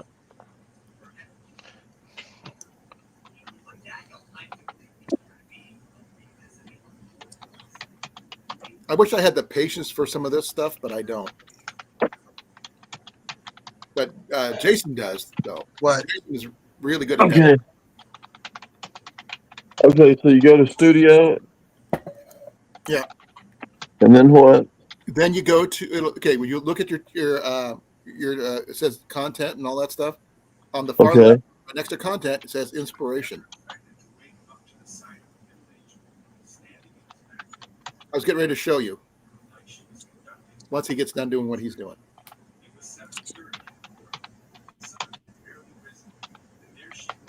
As long as you do my archery shots for me there, Gary, that's all that matters. I can still outshoot the AI. Okay. Yours is a little Hang bit more on. detailed Yeah, stuff than it's I would showing do. up there. Okay, and tell it to No. search. Yeah, mine's a little Go different. ahead. Yeah, that's pretty much what he was talking about, probably. Yeah. Mine doesn't There do it goes. that. See how it's Yeah. just writing out the entire thing for me? Yeah.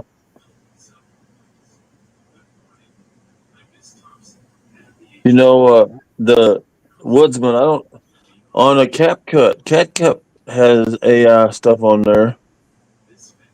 Because that's where I get Yes. my And they've descriptions been putting from. some new stuff on there. And Yeah, then all the also, all the video editors are pretty much now trying to integrate some form of AI into it. AI capabilities, yeah. Here's mine, Dan. Backing up a little bit. Hey, Randy, you got it too. yeah, I just don't know how to use it yet. Yeah. So does InShot. Shot's a good app too. It has it also. Dan, can I share that with you? When the government shut down CapCut, I used InShot. Dan? Next day, I'm trying to CapCut get was on. trying to I get was it like, to. Okay. This is you see where it says inspiration, right? Yeah. Okay. And I put Wait, is this when you very first open? That ain't when you very first open Studio. yeah. No, this is when you go to content. We get Okay. and everything else. But just click on the inspiration. I typed in my name, but like that. And this is some of the stuff that I do, that basically takes inspiration from my content that I already do. And Oh, okay. and the thing is, that's just one, but I've got some that I've saved, like here before, like this one right here, survival kit from the thrift store finds. It was just great. And it goes here to show more. It I gives saw. a full outline, introducing it, finding the essentials, building the kit, and all that stuff. Oh, no. Okay. Woo. I'm sorry if I'm going too fast. Yeah. One little. Can you go back oh, and you're do it fine. again? Okay, back it up. Okay, this is from my ideas that I've already saved. This is the one I've Right. Okay. saved. And this is because I do a lot of thrift shop finds for gear. And this is one of the titles it came up with. And part of that is an outline that comes up there, which I can choose different ones. There's different titles, as you can see here. And you show more, and it pops up the title and the outline. This is still on YouTube, by the way. And I went with this one. It tells you you got to set budget, whatever. And if you go down, if I click on this one here, let me finish it. Let me back up here. I think I forgot to show you something. Because they come up with the pictures and stuff on the beginning one. If I just put in my name like I did here, come up with this one. But underneath, you see all the thumbnails. And if it does it right, it should come up with a whole bunch of different little thumbnails. There's just one of them. But I'm confused. Where did you type this stuff in at? over here it says "Let's brainstorm" right here. Okay. I just typed my name and I could put in just traditional archery, and it comes up on this right here. And so I just pick up. As you can see, it comes up with the pictures and things like that to give you a deal. Right. Things like that. That's just me. I just put my name in, my channel name in, and it come up with stuff cool stuff anyway. That could be a really good way to make thumbnails, you guys. It does Or come at up with least really just make a interesting thumbnail thumbnails, that you can save. and if you keep on hitting the create ideas, Get your it pops up title new and a thumb. ideas. You can do more than one idea. It'll give you some random stuff. You just go there, Yeah. pick up your idea, what you want to do, and go like that. So I've done magnet fishing videos. I've done backpacking videos. I've done traditional archery videos. I haven't done winter camping yet. That's one of the things that was on my list. As you can You may have see, to try for next year. huh? So you may have to try for next year. Well, I plan to. I actually have a Light Fighter One military tent. I just need to Uh-huh. get the proper liner for it. Then it becomes from a 3-season tent to a 4-season tent.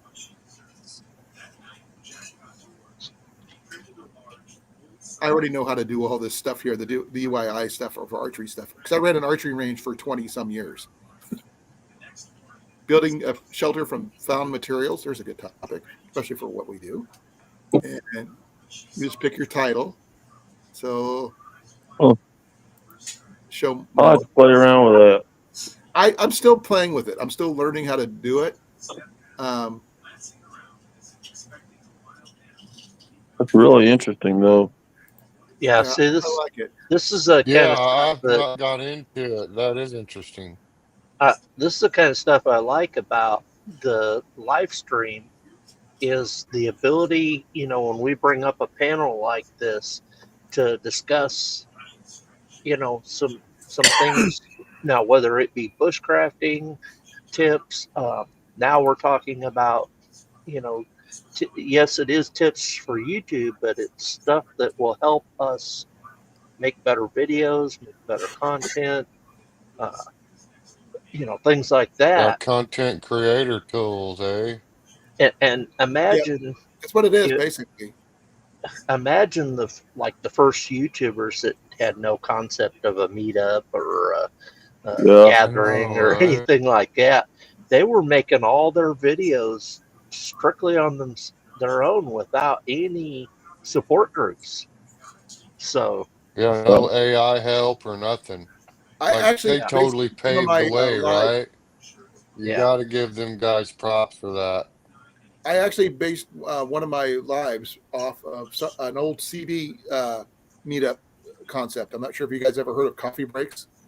Those people used to have CB radios. Oh yeah, I'm a CB radio. I'm a CB Yep. radio guy. My handle's My dad Marlboro was. Man. I Mine talked on the was radio for Child. years. I got a Galaxy Saturn with a Galaxy 800 backing it up. Yeah, I know about My radio. dad had a base station and ham station, and he used to go to coffee breaks all over the United Hickory States. Hillbilly right here. I got it. I got a Yaesu 101B. Oh, your dad would probably know exactly what I'm talking about. My dad's handle was Bullhead. Yo, Bullhead. Bullhead. Yeah, I got a Silver Cable mic sitting right over there. Well, he's passed away back in Lollipop mic. 1999, but he had a ham station. He used to talk to Australia, all over the world. And That talking skip, ham radio talk a long ways. You get on the repeaters, you start bouncing all over the place. That's what he did. He had the huge tower, the whole 9 yards. And that's cool. I hate to ruin a good party, but I'm gonna go for the night. I gotta get up 5:30 in the morning for work. Yeah, I'm gonna be going soon too as well. It's hitting I the will 10 probably be o'clock doing hour, so this, guys, because I'm literally waiting surgery on Friday for my knee. I'm getting my knee replaced. So. Oh wow. Yeah. That's gonna take a while. Oh well, here's the thing. It's been over a year since I got injured, so I've been waiting for a year to get my. Yeah, I've had knee surgery. It took over a year before I was even almost normal again. Right, and I'm just after the surgery. And I'm going to try to push myself without injuring myself. But yeah, it's kind of hard because I've been so bored being stuck at home. Yeah. As Dan can attest, when I'm not hurting, I can move. I just can't when I'm hurt. I just can't. Right. But that's Friday. I'm getting my knee replaced, so there's that. Well, But Randy, I appreciate you joining us, and it was certainly a pleasure to meet and talk with you. I'll be watching Same here. tomorrow. It was good meeting you, Randy. Thank you. You're Yeah, a good guy. nice meeting you, Woodsman. I met you, Randy. Yeah, I'm gonna probably get out of here too. Yeah. Well, I Choo think Chan. 3 hours is probably a good time to wrap things up. So I Yeah, I was appreciate gonna say I'm gonna follow the I other need- two amigos. Yeah, I need everybody's. How can I find you on YouTube? Right here, Kincaid Outdoors. I'm not telling. I can't see it. My hat. KY. KYNKADE. Yeah, KYN. KADE Outdoors. Sorry if I get that up there where you can see it right there. Okay. I already I got that. subscribed, so we're good. Okay, and I mine's got just that one. I done subbed to everybody. Pest Herbert. Outdoors. Well, this one actually I should have done this one. It'd been Okay. I That would've can't been hear. The guy with Okay. no picture, what did you say yours is? That's Pest Hunter Outdoors. His Oh, name at the top of it is Pest Hunter. Yep. Okay. He's out of Southeast Texas. And he was a pest control specialist. There you go, Randy, fellow Texan. Okay, and then this orange Herbert T Outdoors. You'd Well, think you I'd know got that me one. 'cause yeah, you got my notification about the live stream. No, Woodsman texted me. Oh, did he? Oh, okay. Yeah. All right. Yeah, I got your back, Or Herbert. Yeah, 210 did. Somebody did. mine is Herbert T Outdoors, and there's no spaces in between it, and you cannot Okay. miss it when you search it because it will come up with the Reese's Pieces HTO logo. Okay. Sounds Yeah, it's good. I'm this gonna get color. off here and subscribe and go to bed. Yep, it was nice seeing everybody and meeting you guys. Everybody, I'll be watching your channels, guys. I just All got right. a lot of time to do it. So Yeah, Yeah, Same here. See y'all later. like Be I well, said, guys. Bye-bye. Have a good night, HTO. guys. Have a good later, night. All right. Randy. Good to meet y'all. Later, 210. See you, David. Bye, Matt. Later, too, guys. Thanks for having me the first time I've been on live, so appreciate it. See you guys. Oh, also to you guys, if you, I do have Later, my 210. Instagram and email address, so if you got any questions about things, and if you guys come across a great tip or something that's helped your channel that spread the love, I love hearing that stuff. And if you can't get a hold of them or find them, contact me. I can call them up directly. Okay. Hey, Sounds that is good, not- guys. Appreciate All right. everything. Not a problem. And we are out of here in 5, 4, 3, 2, 1.